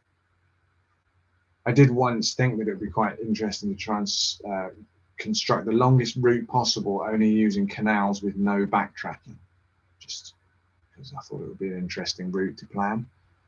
I quite like planning. I started planning one the other day. I was trying to see if I could construct a bike ride that took in all of the rivers in the British Isles that have a tidal bore. So the Severn obviously has a really famous one that people go and surf, but apparently there's 12 rivers in the UK that have tidal bores, and I thought it'd be quite cool to you could call it the boring ride, and just cycle to all these different river estuaries and watch tidal bores going up the river. I thought that'd be pretty cool. Got so far with it, never finished it.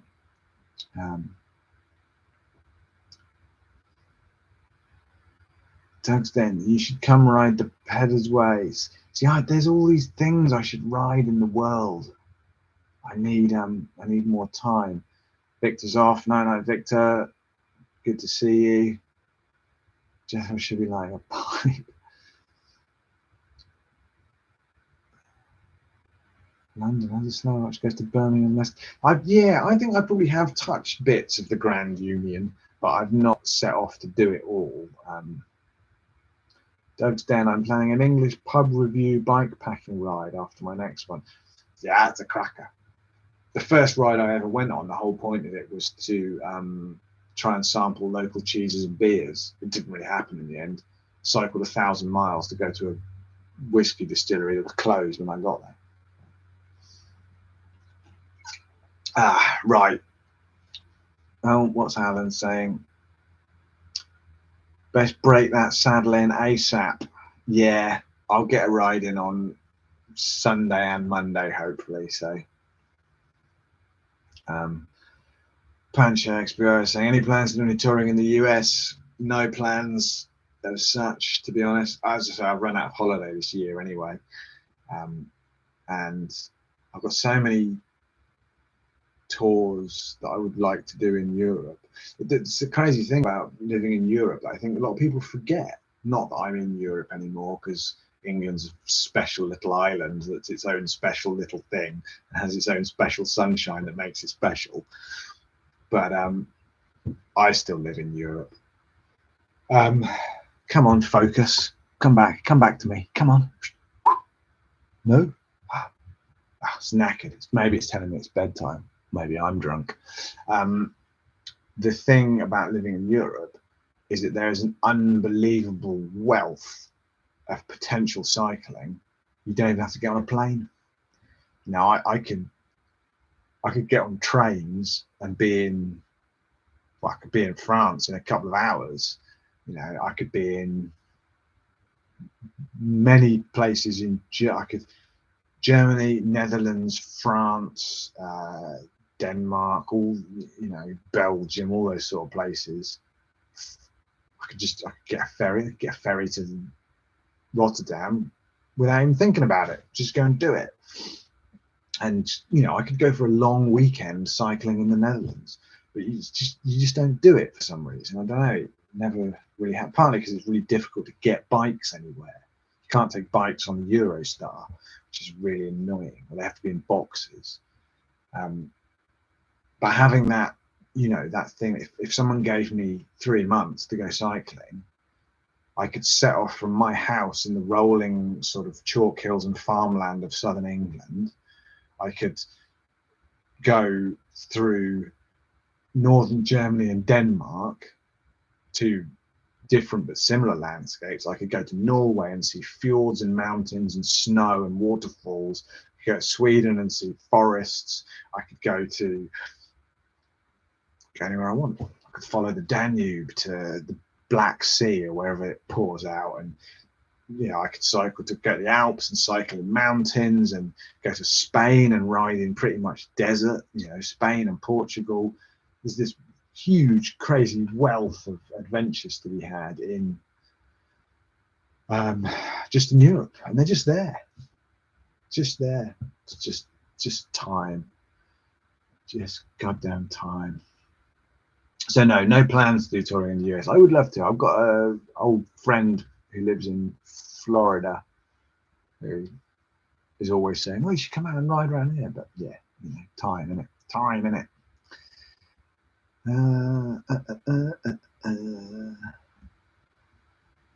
So what are people saying? Friday night with Jeffrey Jessup. You should have your own podcast.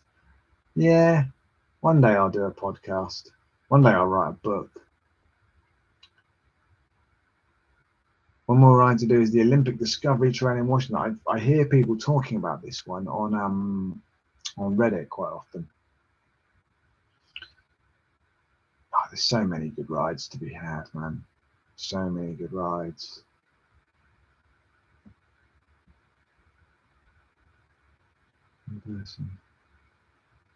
One person just hit the $463 million lottery in my town. It wasn't me. It wasn't me either. Oh man. Yeah, lottery tickets. It's a mug's game, but I still buy one every now and again. Anyway, folks, it's been a pleasure. I will contact the winners of things and work out how I'm going to send these things out to people. It's been an absolute joy, and yeah, maybe I will do another one in the not too distant future. And I think, yeah, next time if I do it, it'll be for those people who are here, and I'll just ask some weird, obscure riddle about philosophy or quantum physics. And we can just all have a discussion, and whoever comes up with the best point wins a sticker or something. I don't know. We shall see. So, yeah, I've got nothing else to add. Anyone got anything clever they want to say before I turn this off?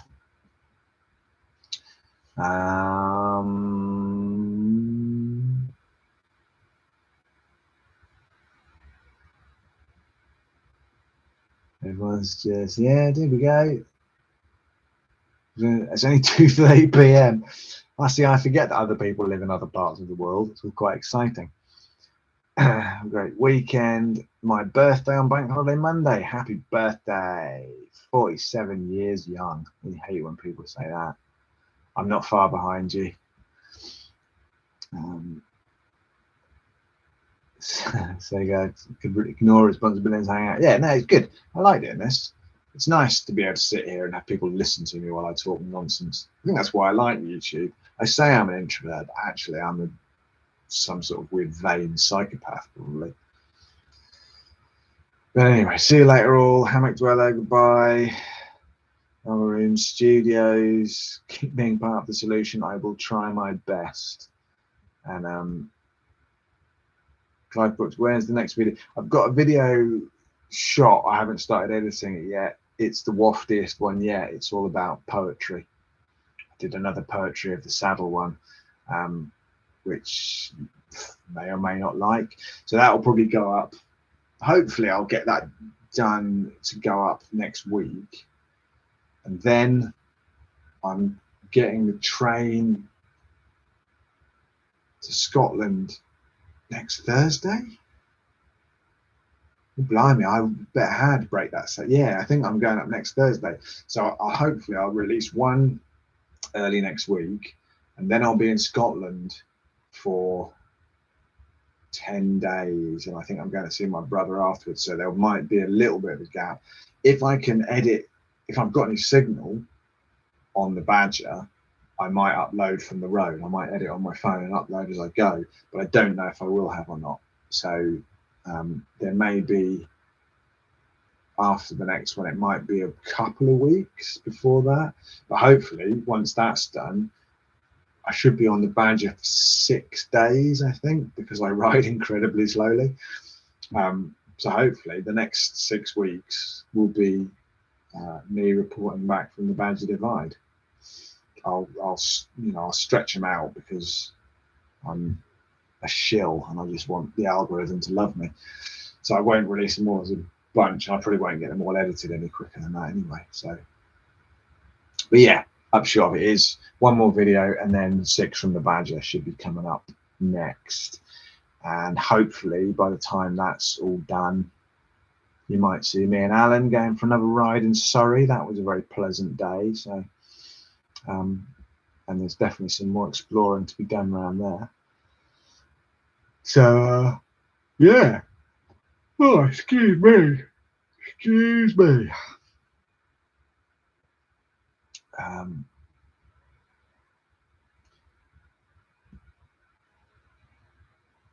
So yeah, that's that. Been an absolute pleasure, and yeah, maybe we'll try and do another one next month. She'll have to see. I mean, I could do these from my phone from outdoors. I could go and do, like, if I could find an overnighter where there was mobile reception, we could do a stream from the woods. I've been talking for 3 hours. I've made one beer last 3 hours. It's not good. I really should smoke a pipe.